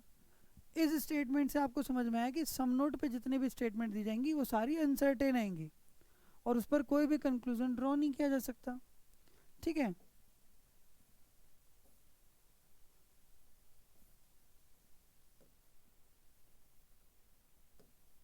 यहाँ पर आ गए. ठीक है. अब यहाँ पर ये बात आती है, अगर इसका डायग्राम ड्रॉ करना है और कुछ करना है, तो अगर मैं इसे बोलूँ कुछ लड़कियाँ जो झूठ नहीं बोलती, इसका डायग्राम बना के दिखाओ, तो आप वही कोशिश करोगे सर कोई सेटिस्फाइड डायग्राम मिलेगा. सर कुछ लड़कियाँ ऐसी है जो झूठ नहीं बोलती, कौन सी सर, ये रही, ये कुछ गर्ल्स हैं सर, और जो झूठ नहीं बोलती वो ये हैं लायर. ठीक है. मैंने बोला कौन सा, सर एक इलाके में 1000 लड़कियाँ रहती हैं. मैंने बोला ठीक है, और उन 1000 में से 100 लड़कियाँ ऐसी हैं जो झूठ नहीं बोलती. ठीक है भाई, तो बाकी की 900 जो बच गई उसके बारे में आपको कुछ पता है ना, तो तुमने झूठी कैसे बना दी, गलत. दूसरे बच्चे ने डायग्राम ये ड्रॉ करा, सर लो खुश हो जाओ, ये गर्ल्स हैं और ये कुछ गर्ल्स ऐसी हैं सर, राजी हो जाओ, जो झूठ नहीं बोलती, लायर नहीं है. मैंने बोला बहुत बढ़िया, एक इलाके में 1000 लोग बाग रहते हैं, 1000 में से 100 लड़की ऐसी हैं जो झूठ नहीं बोलती, डन, नहीं बोलती, डन. बाकी की 900 आपको पता है बोलेंगे नहीं बोलेंगे, तो फिर इसको अलग कैसे क्या पढ़ दिया, क्या पता बोलती हूँ. फिर एक ने एक डायग्राम में बनाया, सर ये सारी गर्ल्स हैं, 1000 लड़कियाँ, और ये सिर्फ झूठ बोलने वाली हैं थोड़ी सी, तो सर ये कुछ ऐसी हैं हमारे समाज में जो लायर नहीं है, यानी झूठ नहीं बोलती. कौन सी सर, ये बाकी बची हुई, तो ये झूठ नहीं बोलती, तो 1000 में से सर 100 ऐसी हैं झूठ नहीं बोलती, तो बाकी की 900 क्या झूठी, आपको कैसे पता. तीनों के तीनों डायग्राम मिलके क्या एक्सप्लेन कर रहे हैं कि सर ये डायग्राम कैसा है, अनसर्टेन. कोई फिक्स डायग्राम है नहीं, तो कंक्लूजन क्या निकलेगी, कुछ नहीं, सारी गलत. तो ये सारी की सारी कंक्लूजन क्या है, ड्यू टू अनसर्टिनिटी गलत है. सारी कंक्लूजन अनसर्टिनिटी की वजह से गलत है. लेकिन इसमें अनसर्टिनिटी होने के बावजूद भी एक दो कंक्लूजन ऐसी है जिसको आप 100% गलत कह सकते हो. कैसे, अगर स्टेटमेंट लिखी हुई है some girls are not liar, कि कुछ लड़कियां तो झूठ नहीं बोलती, कुछ तो नहीं बोलती भाई, तो अगर आप उस चीज़ को पलट के लिखोगे कि some girls are not liar, तो कॉपी पेस्ट अलाउड होगा क्या, नहीं होगा. So that's why it is 100% wrong. दूसरा, ये बात तो है कि 1000 लड़कियों में से कुछ तो नहीं बोलती भाई, यानी 100 में तो ऐसी हैं जो नहीं बोलती, यानी बाकी के 900 का ही तो नहीं पता, 100 तो नहीं बोलती. और आप ये कह रहे हो अगर ऑल गर्ल्स आर लायर की सारी झूठ बोलती हैं, तो भाई आपने 900 को भी उसमें शामिल कर लिया जो झूठ बोलती हैं, और 100 को भी शामिल कर लिया, तो 100 तो बोल ही नहीं सकती कभी, क्योंकि वो तो झूठी नहीं है, वो तो साफ बना गया. तो ये वाली कंक्लूजन भी क्या होगी, 100% गलत होगी, क्योंकि स्पेशली स्टेटमेंट में बोला गया है कि 100 तो ऐसी हैं जो झूठ बोलती ही नहीं है, तो उन्हें कभी झूठा साबित नहीं है किया जा सकता. तो आप तो सारों को बोल रहे हो, तो ये भी क्या होगा, 100% गलत होगा. आई होप यहाँ तक आपको समझ में आया कि किसी भी स्टेटमेंट पे एक बेसिक अंडरस्टैंडिंग डेवलप करते हुए कंक्लूजन को कैसे निकालते हैं. आइए अब हमारे पास आगे सेगमेंट ये आता है कि अब हमारे पास एक से ज़्यादा स्टेटमेंट आएंगी. अभी सिंगल सिंगल स्टेटमेंट थी, अब डबल डबल स्टेटमेंट आएंगी. तो डबल स्टेटमेंट को समझने के लिए हमें इंटर रिलेशन निकालना पड़ता है. सबसे पहले इंटर रिलेशन यानी दो चीज़ें आपस में कैसे संबंधित है. एग्जाम्पल, ये कोई ए पर्सन है, इसका बी के साथ कोई रिश्ता होगा और बी का सी के साथ कोई रिश्ता होगा. तो अगर ए पर्सन का सी पर्सन के साथ हमें रिश्ता निकालना है, तो उसके लिए किसको देखना होगा, किसको ऑब्जर्व करना होगा, बी पर्सन को करना होगा. अगर ये हाँ भरेगा तो रिलेशन भरेगा, और अगर ये ना बोलेगा तो रिलेशन नहीं भरेगा. ठीक है. तो एक से ज़्यादा चीज़ के बारे में जब स्टेटमेंट दी जाती है तो इस तरीके से आपने ड्रॉ करना पड़ेगा. डन. अब जैसे कि मैंने स्टेटमेंट दी आपको, लिखी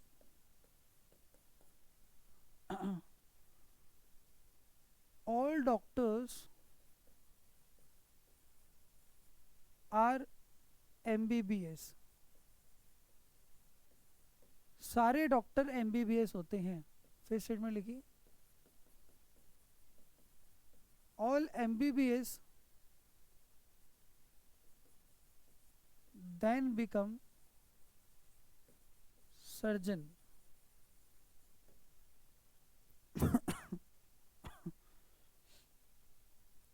और सारे के सारे एमबीबीएस आगे चल के जब पढ़ाई करते हैं तो क्या बनते हैं, देन बिकम सर्जन, सर्जन बनते हैं। सारे डॉक्टर सर्जन नहीं होते।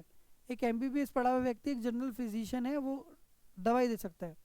सर्जन क्या होता है, जो किसी भी स्पेसिफाइड चीज़ पे स्टडी करता है, वो सर्जरी वगैरह करता है, यानी काट पीट का काम करता है। तो सारे डॉक्टर सर्जन नहीं होते, लेकिन सारे सर्जन डॉक्टर हो सकते हैं। सर्जन एक अलग क्लास है, ठीक है।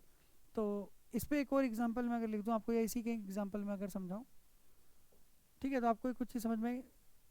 एक और बेसिक सा लिख देता हूँ so that it will be easily understood to you. Statement नहीं लिखी, ऑल गर्ल्स आर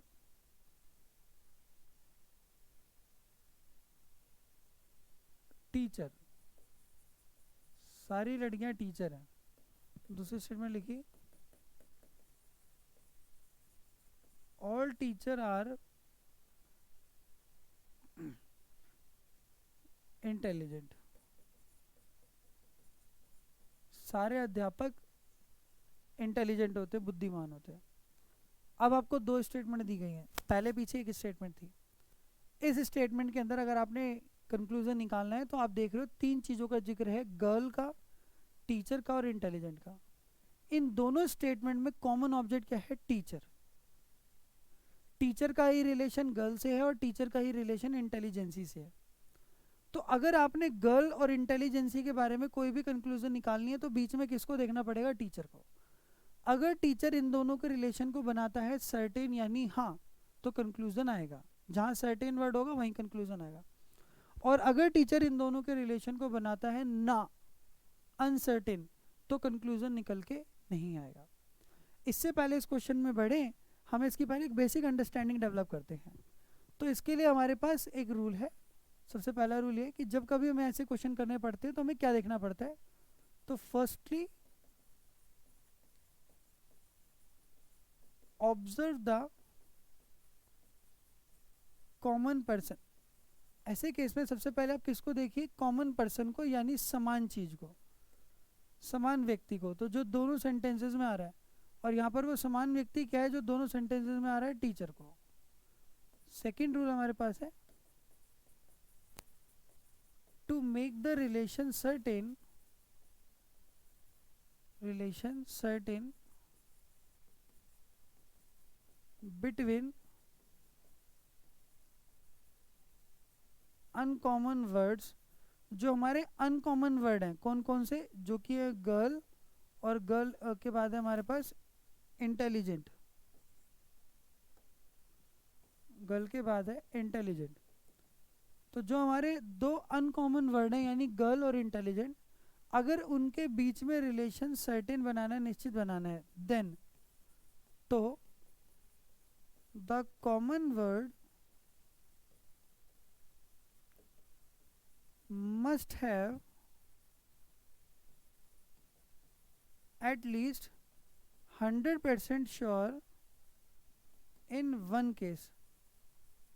तो कम से कम किसी एक केस में जो हमारा कॉमन वर्ड है यानी जो टीचर वर्ड है उसका 100% श्योर होना जरूरी है। इस बात को एग्जांपल के साथ समझते आएंगे कि ये इंटर रिलेशन कैसे बना रहा है। सपोज ये कोई ए नाम का व्यक्ति, पहला केस देखना, पहला case, this is case number 1। ये कोई ए नाम का व्यक्ति है, इसके किसी बी नाम के व्यक्ति के साथ ये दोनों लड़के हैं, ठीक है, 100% दोस्ती है। पिछली क्लास में आपको समझ में आ जाएगा, ब्लड रिलेशन जो मैंने पढ़ाया था, पीछे की वीडियो में देख सकते हो कि जब भी किसी मेल कैंडिडेट की बात करेंगे तो प्लस लगाएंगे, फीमेल कैंडिडेट की बात करेंगे तो माइनस लगाएंगे।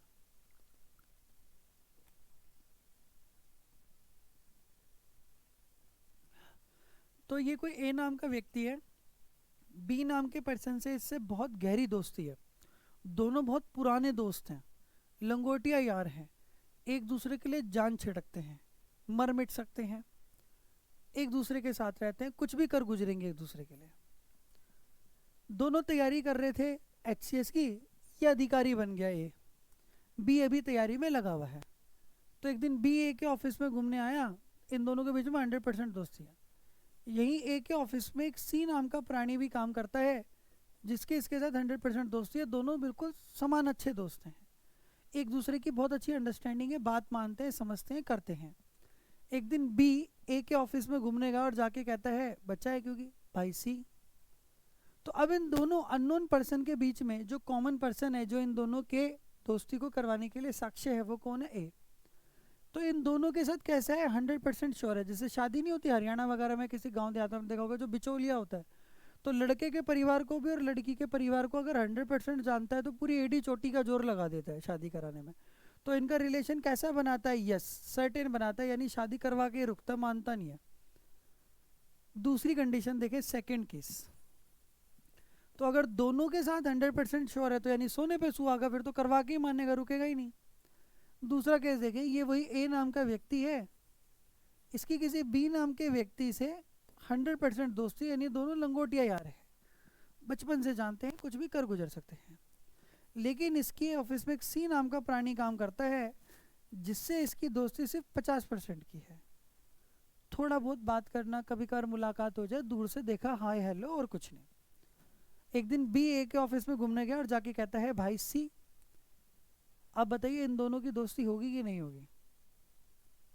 जी, करेक्ट जवाब, नहीं होगी, है ना, यही सोच रहोगे, होगी। दोबारा देखें इस एग्जांपल को, क्या लिखा हुआ है कि कॉमन पर्सन का मिनिमम किसी एक केस में 100% श्योर होना जरूरी है। समझे, अगर बिचौलिया लड़के और लड़की की शादी कराता है, लड़के के परिवार को बहुत अच्छे से जानता है, और लड़की अभी भी देखिए, मतलब लड़के के परिवार का वो पुरोहित है, कुछ भी कर गुजरेगा, करवा के मानने का, शादी छोड़ेगा नहीं। तो 100% इसको तो जानता है ना, इसके लिए कुछ भी कर सकता है। तो इन दोनों का अभी भी रिलेशन कैसा बनाएगा, सर्टेन बनाएगा, क्योंकि इसके साथ 100% श्योर है, किसी के मिनिमम एक के साथ, तो इनका रिलेशन सर्टेन बनेगा ही बनेगा। तीसरा और आखिरी एग्जाम्पल देखिए, कंक्लूजन 3, केस 3। यही वो बिचौलिया भाई, इसकी किसी बी नाम के बंदे के साथ सिर्फ 50% दोस्ती, दूर दूर से जानता है, और इसकी सी नाम के प्राणी के साथ भी 50% दोस्ती है, सिर्फ दूर दूर से जानता है। अब बी और सी की शादी करवानी है तो बिचौलिया करवाएगा, करवा भी सकता है और नहीं भी कर सकता, रिलेशन क्या आएगा, अनसर्टेन, क्योंकि दोनों में से किसी के साथ भी निश्चित नहीं है। तो जब दोनों में से किसी के साथ निश्चित नहीं है तो हाँ करवा भी सकता है और नहीं भी करा सकता।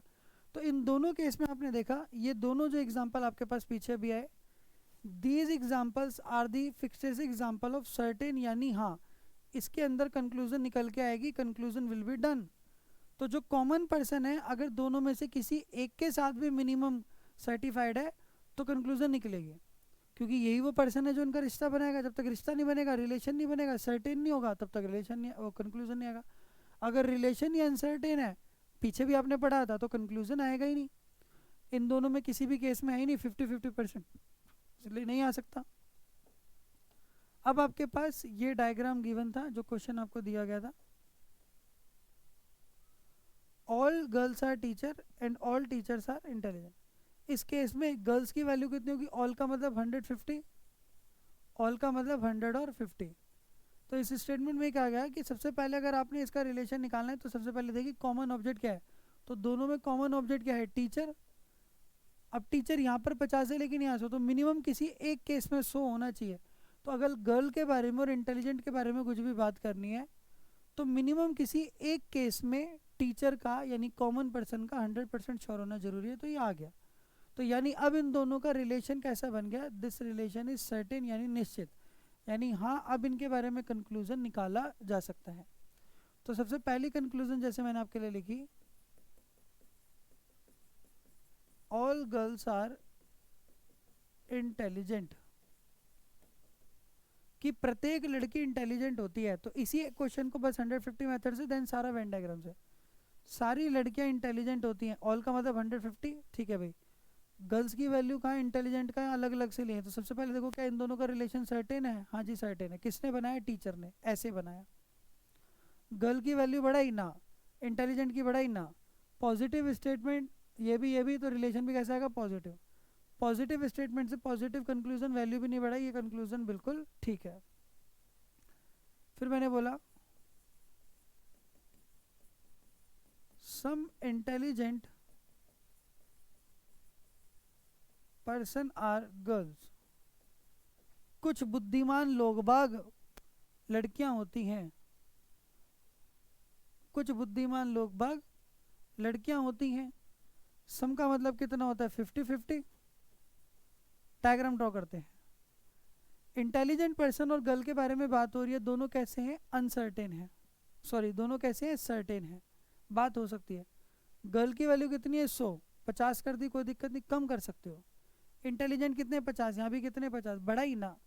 पॉजिटिव स्टेटमेंट से पॉजिटिव कंक्लूजन, वैल्यू भी नहीं बढ़ाई, कॉपी पेस्ट नहीं, ये कंक्लूजन भी बिल्कुल ठीक है। आ रहा समझ में। तीसरी कंक्लूजन मैंने लिखी आपके लिए, इसका अब वेन डायग्राम के थ्रू आपको इसको समझाता हूँ। इसका वेन डायग्राम बना देता हूँ मैं।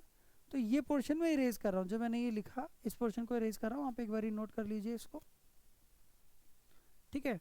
वीडियो को पीछे रिमाइंड करके रोक के भी आप इसे नोट कर सकते हैं। इस पोर्शन को इरेज कर रहा हूँ क्योंकि मुझे वेन डायग्राम बनाना है यहाँ पर, सो I need the space.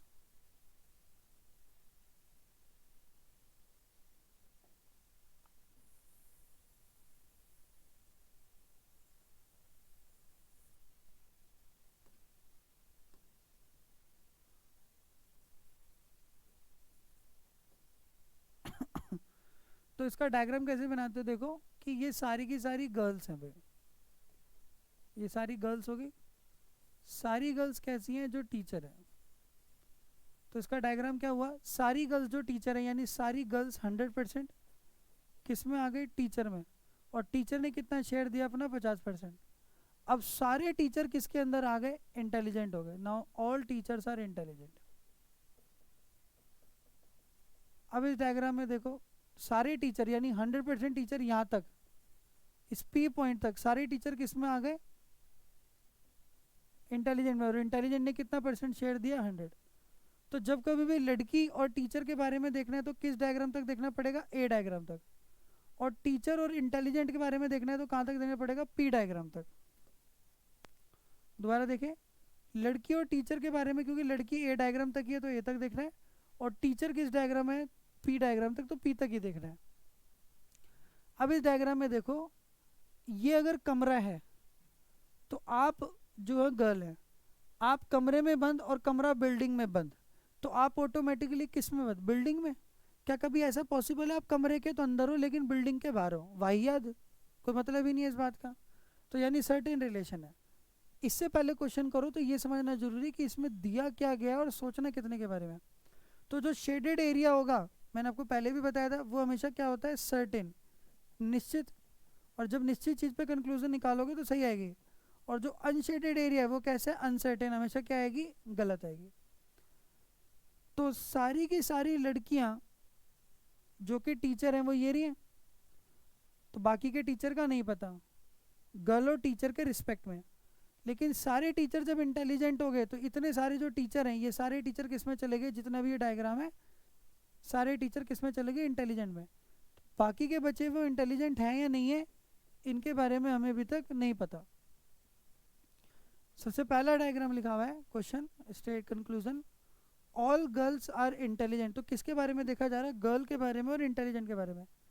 All girl are intelligent, सारी लड़कियां इंटेलिजेंट है, बिल्कुल करेक्ट है, दिख रही है, डन। जब सारी लड़कियां टीचर थी और टीचर सारे इंटेलिजेंट हो गए तो सारी लड़कियां भी क्या हो गई, इंटेलिजेंट हो गई। सम इंटेलिजेंट पर्सन आर गर्ल, कुछ इंटेलिजेंट पर्सन गर्ल हैं। तो देखिए डायग्राम में आपने सबसे पहले उस चीज को देखना होता है जो आपको गिवन होती है।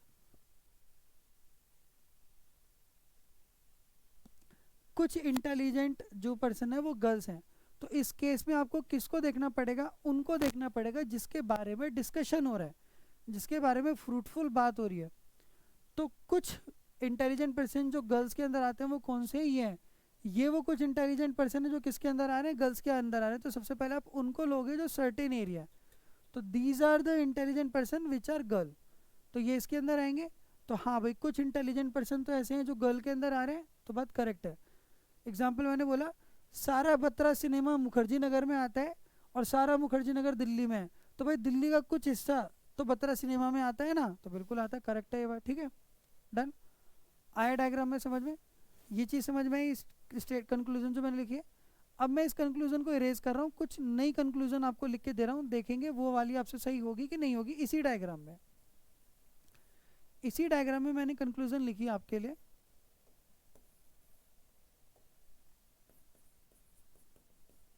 मैंने लिखा, ऑल टीचर्स आर इंटेलिजेंट, सारे के सारे जो टीचर हैं, अध्यापक हैं, वो क्या है, इंटेलिजेंट है। फिर मैंने लिखा नो इंटेलिजेंट इज टीचर, कोई भी इंटेलिजेंट टीचर नहीं होता। क्या ये डायग्राम सही होगा कि गलत, देखते हैं। पहले लिखा हुआ ऑल का मतलब कितना होता है, 100 और 50।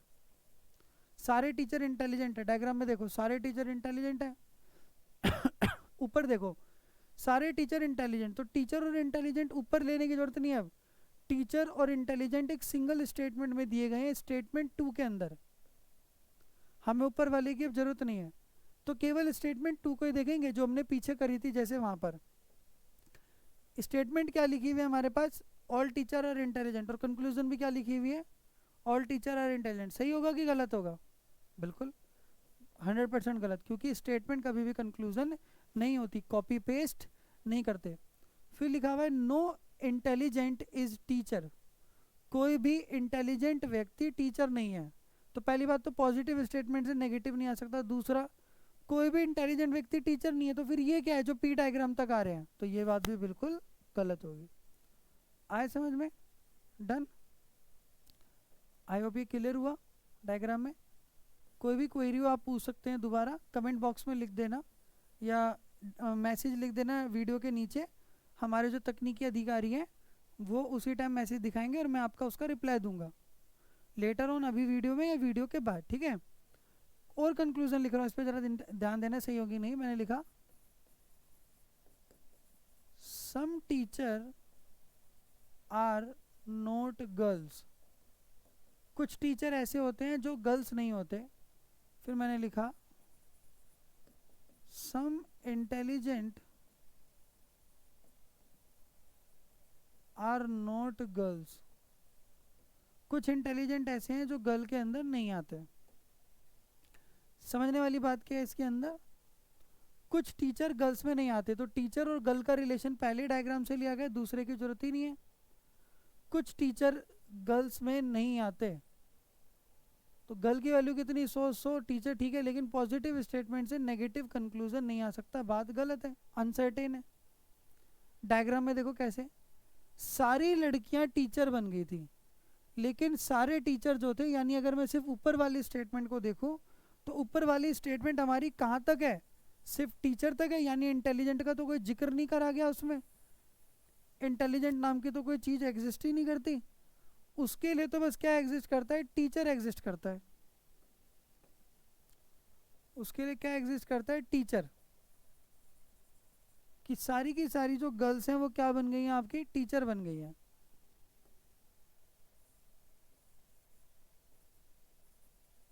सारी की सारी जो गर्ल्स हैं वो टीचर हैं, सारी गर्ल्स टीचर हैं, लेकिन सारी टीचर गर्ल थोड़ी ना है, तो ये तो अनसर्टेन है।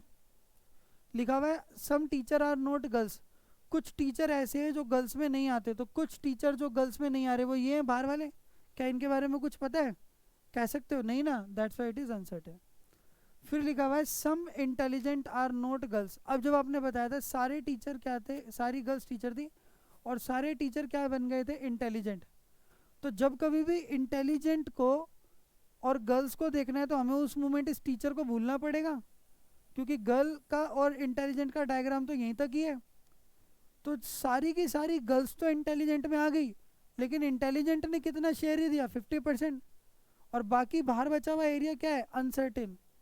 तो क्या कुछ इंटेलिजेंट जो गर्ल्स नहीं है वो कौन से होंगे, ये कुछ इंटेलिजेंट जो गर्ल नहीं है, और ये क्या है, अनसर्टेन। सही है कि गलत, गलत।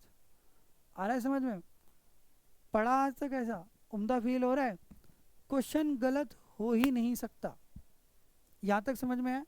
अब मैं आपको थोड़े से टिपिकल लेवल के क्वेश्चन करा रहा हूँ, और टिपिकल लेवल जो आपके लास्ट ईयर पेपर में आए हुए, ठीक है। तो मैंने कुछ स्टेटमेंट लिखी, जैसे आपके लिए देखेंगे सही आएगी कि गलत आएगी। मैंने स्टेटमेंट लिखी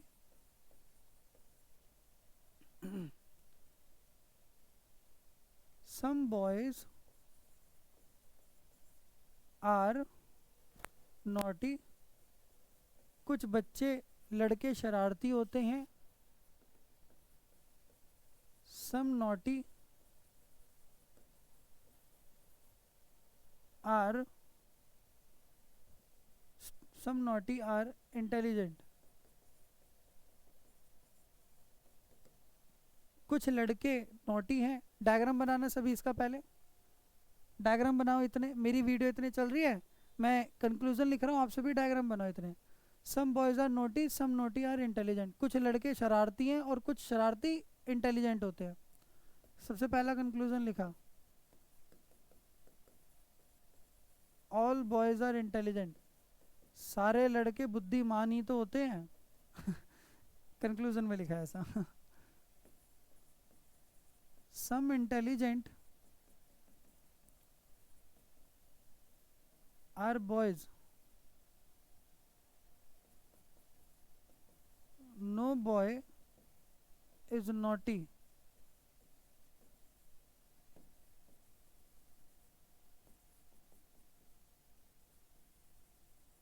eight least some naughty are boys. Gaurav ji देखने ये लिखा हुआ दिख रहा है क्या, एटलीस्ट सम जो मैंने लिखा? ठीक है, ये मैंने कंक्लूजन लिखी। अब इस पे एक बार डायग्राम देखिए, क्या आपको लग रहा है आप निकाल पा रहे हैं? नहीं तो पहले डायग्राम ड्रॉ करो। डायग्राम आपने, आशा रखता हूँ ऐसे ही ड्रॉ करा होगा कि ये सारे के सारे बॉय हैं। कुछ बॉय जो कि किस में आते हैं, नोटी में, यानी शरारती में आते हैं। तो कुछ बॉय जो नोटी हैं वो ये हैं, और कुछ नोटी जो कि इंटेलिजेंट है वो ये हैं। ये कुछ नोटी लोग बाग हैं जो कि इंटेलिजेंट हैं। अब इस डायग्राम में आप देख के बताओ, क्या बॉय और इंटेलिजेंट एक दूसरे को काट रहे? Are they intersecting each other, yes और नॉट? नहीं काट रहे। यानी बॉय का और इंटेलिजेंट का अगर आप डायग्राम देखते हो तो ये एक दूसरे को इंटरसेक्ट नहीं कर रहे। दोनों के बीच में क्या आएगा? Question mark, uncertain. वैल्यू के हिसाब से भी देख लो, सम का मतलब कितना होता है? 50-50। सम का मतलब कितना होता है? 50-50। दोनों में कॉमन कौन है? नोटी। क्या किसी एक केस में जो बिचौलिया है 100% श्योर हुआ? नहीं हुआ। रिश्ता कराएगा, करा भी सकता है और नहीं भी करा सकता। दैट्स वाई रिलेशन कैसा आ गया? अनसर्टेन। आए यहाँ तक समझ में? रिलेशन अनसर्टेन कैसा हुआ? डन। तो यानी इसका मीनिंग ये है कि अब इन दोनों का रिलेशन कैसा आ गया? अनसर्टेन। इन दोनों का मीनिंग क्या है कि अब जब जब हमारे अननोन जो वर्ड है, यानी बॉय के बारे में और इंटेलिजेंट के बारे में अगर बात होगी तो कैसा रिलेशन आएगा? अनसर्टेन। ना तो हम हाँ कह सकते हैं, ना हम ना कह सकते।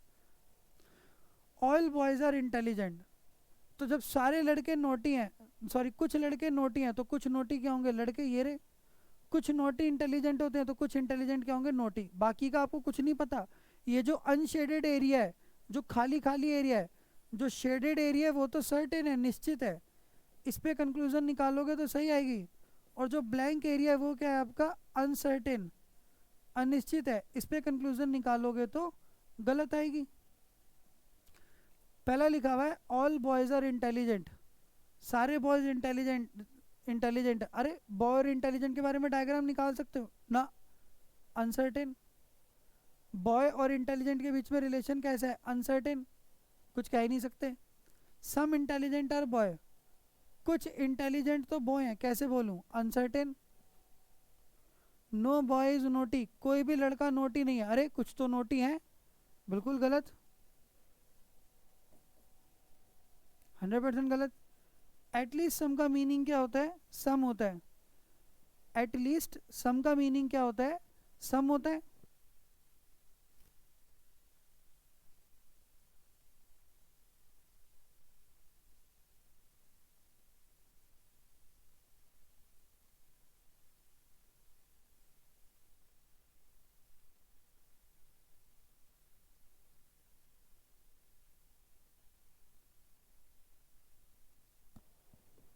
तो यहाँ पर लिखा हुआ है at least some naughty are boys, कम से कम कुछ शरारती क्या हैं? आपके बॉयज हैं। तो कम से कम कुछ शरारती जो बॉयज हैं, तो इसके अंदर किसको देखा जा रहा है? कुछ शरारती लोगों को जो कि बॉयज है। तो बात कितने पर है? कुछ पर है। एटलीस्ट सम को काट के क्या पढ़ते हो? सम पढ़ते हो।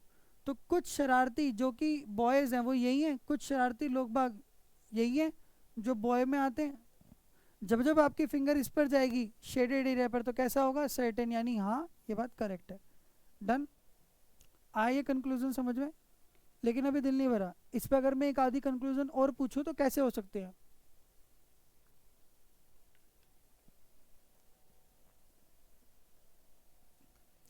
ऊपर वाला इरेज कर रहा हूँ, ये कंक्लूजन,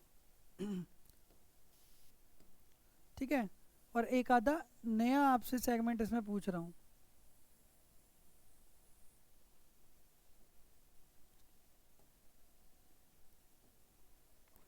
कंक्लूजन पूछा जैसे मैंने इसमें,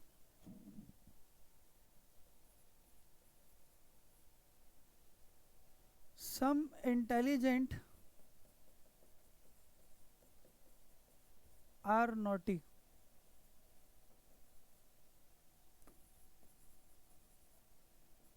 some naughty person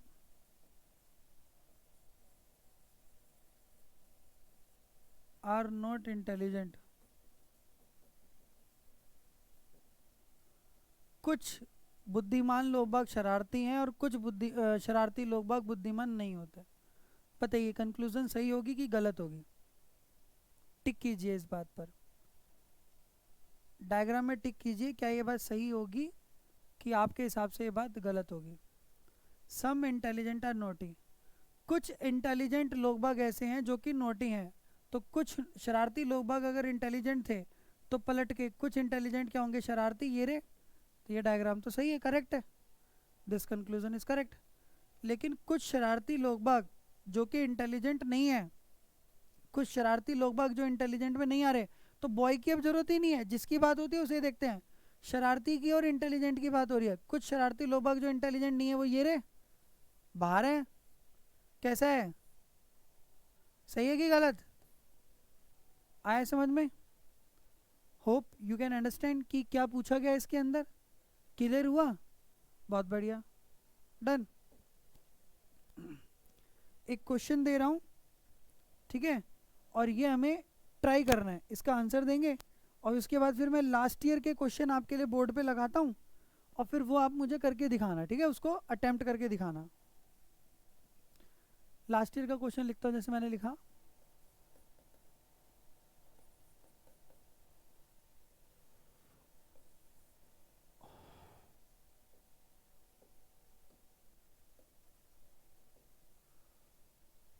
all car are made of steel. सारी गाड़ियां, प्रत्येक गाड़ी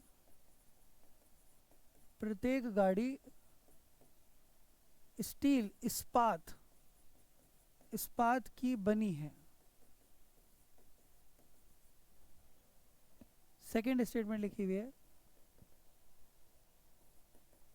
all steel is erosion free. प्रत्येक इस्पात जंग मुक्त है। जंग नहीं लग सकता उसमें, लास्ट ईयर का क्वेश्चन है ये। तीसरी statement, all erosion free object are costly. प्रत्येक जंग मुक्त उत्पाद महंगे आते हैं,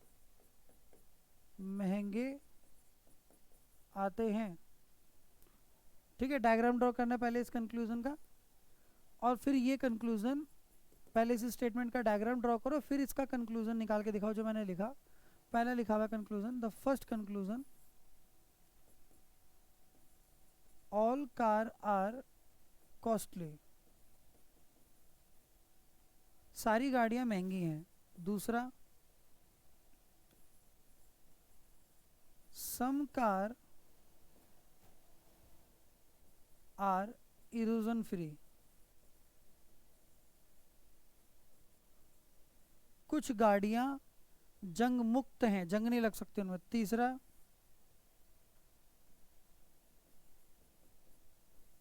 ऑल कार विच आर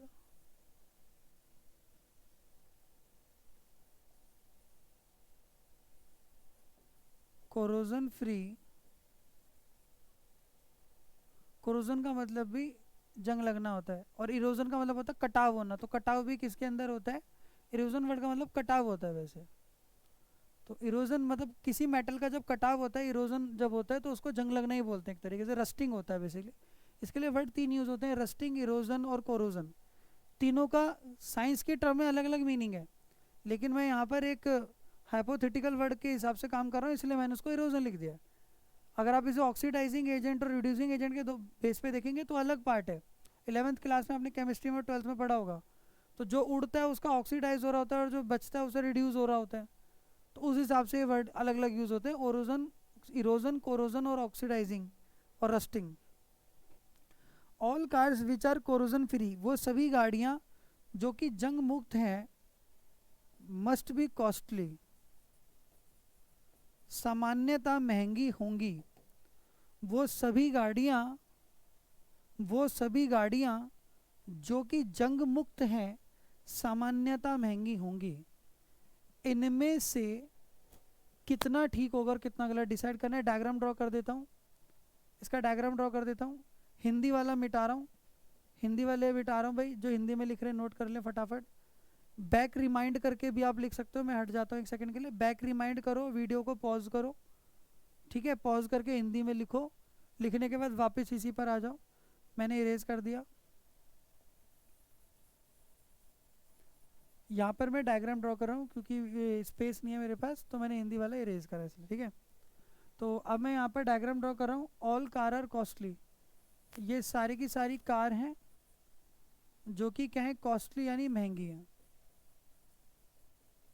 सारी महंगी चीज़ें क्या हैं, इरोजन फ्री, जंग मुक्त हैं, इरोजन फ्री जंग मुक्त है। और सारी जंग मुक्त चीज़ें किसके अंदर आती हैं, कॉस्टली, महंगी चीज़ों के अंदर आती हैं। तो दिस इज द डायग्राम। अब इसमें देखो समझने वाली चीज़ क्या, आपके लिए समझने वाली चीज़ ये कि जब भी गाड़ियों की और किसी और की बात होगी तो गाड़ियाँ कहाँ तक है, ए पॉइंट तक ही देखना है। महंगी चीज़ की और अगर किसी भी चीज़ की बात होगी तो कहाँ तक देखना है, बी पॉइंट तक देखना है। इरोजन का यानी जंग लगने का और किसी और चीज़ की बात होगी तो सी पॉइंट तक देखना है। और कॉस्टली कहाँ तक है, सिर्फ सी पॉइंट तक ही है। बाकी बाहर वाला क्या है, अनसर्टेन, जिसके बारे में आप नहीं जानते, ठीक है। तो सबसे पहले लिखा है ऑल कार आर कॉस्टली, सारी गाड़ियाँ तो महंगी होगी, सारी गाड़ियाँ महंगी, तो सारी गाड़ियाँ तो महंगी हैं, all car are costly, correct. All car are made of steel, अच्छा ओके सॉरी, पहले डायग्राम में क्या हो गया, all car are made of steel, तो यहाँ पर आएगा steel. All car are made of steel, सारी गाड़ियाँ किसकी बनी है, स्टील की बनी है। और सारी स्टोल इरोजन फ्री है और सारी इरोजन फ्री जो है महंगी है, ठीक है, ओके। तो स्टील तक के डायग्राम के लिए बी पॉइंट तक देखना है। तो पहले तो ठीक है, ऑल कार आर कॉस्टली, सारी गाड़ियाँ स्टील की बनी थी, स्टील में जंग नहीं लगता और सारी महंगी है, तो सारी गाड़ियाँ महंगी हैं। लेकिन सारी महंगी चीज़ें गाड़ियाँ नहीं हैं, ठीक है। छोटे से बड़े की तरफ जा सकते हो, लेकिन बड़े से छोटे की तरफ आना है तो देखना पड़ता है, बाकी की हर चीज़ को नहीं लेते। 50 के नोट से 500 का नोट तो बना सकते हो जोड़ के, लेकिन 500 के नोट को अगर फाड़ के 50 के नोट में कन्वर्ट करना चाह रहे हो और उसके 10 टुकड़े कर रहे हो तो फिर नुकसान है। बाकी के 9 नोटों का 9 टुकड़ा होगा, एग्जाम्पल ही नहीं है, कोई यूज़ नहीं है। सम कार आर इरोजन फ्री, सारी गाड़ियाँ स्टील से बनी है और सारी स्टील क्या है, इरोजन फ्री है, जंग मुक्त हैं। तो अब इसके अंदर हमें क्या है, स्टील को देखना ही नहीं, स्टील को इरेज कर देते हैं इसमें, स्टील को दिमाग में भूल जाओ। तो ये मैं यहाँ तो ड्रॉ इरेज कर रहा हूँ, बट आपने अपने दिमाग में इसको ड्रॉ कर लेना, ठीक है। तो सारी गाड़ियाँ किसके अंदर आ गई, जंग मुक्त में आ गई, यानी उसमें जंग नहीं लगेगा। तो कुछ जो जंग ना लगने वाली चीज़ें वो किस में आएंगी, गाड़ी में। तो कह रहा है कुछ गाड़ियाँ तो जंग नहीं लगती, जब सारी गाड़ियों में जंग नहीं लगेगी तो कुछ गाड़ियों में भी जंग नहीं लगेगी। लिखा हुआ है कुछ गाड़ियों में जंग नहीं लगती, जब सारी गाड़ियों में जंग नहीं लगती, इरोजन फ्री है, तो कुछ गाड़ियों में भी नहीं लगेगी, करेक्ट है ये बात। All car which are corrosion free, ये किस पे सिचुएशन बेस है, बुला लो उनको। All car which are corrosion free, वो सभी गाड़ियाँ जो कि जंग मुक्त हैं, तो वो सभी गाड़ियाँ जो जंग मुक्त है ये रही। और ये क्या होंगी, मस्ट बी कॉस्टली, महंगी है, हाँ बिल्कुल करेक्ट है, महंगी है, डन। सो आई होप यहाँ तक आपने पूरी एक बेसिक अंडरस्टैंडिंग डेवलप कर ली कि आपने किसमें स्टेटमेंट में किसको देखना है और कैसे देखना है, and how you should propagate with the question. अगली वीडियो में मिलेंगे कुछ एडवांस और पिछले क्वेश्चंस के साथ। जय हिंद दोस्तों, पढ़ते रहें और खुश रहें।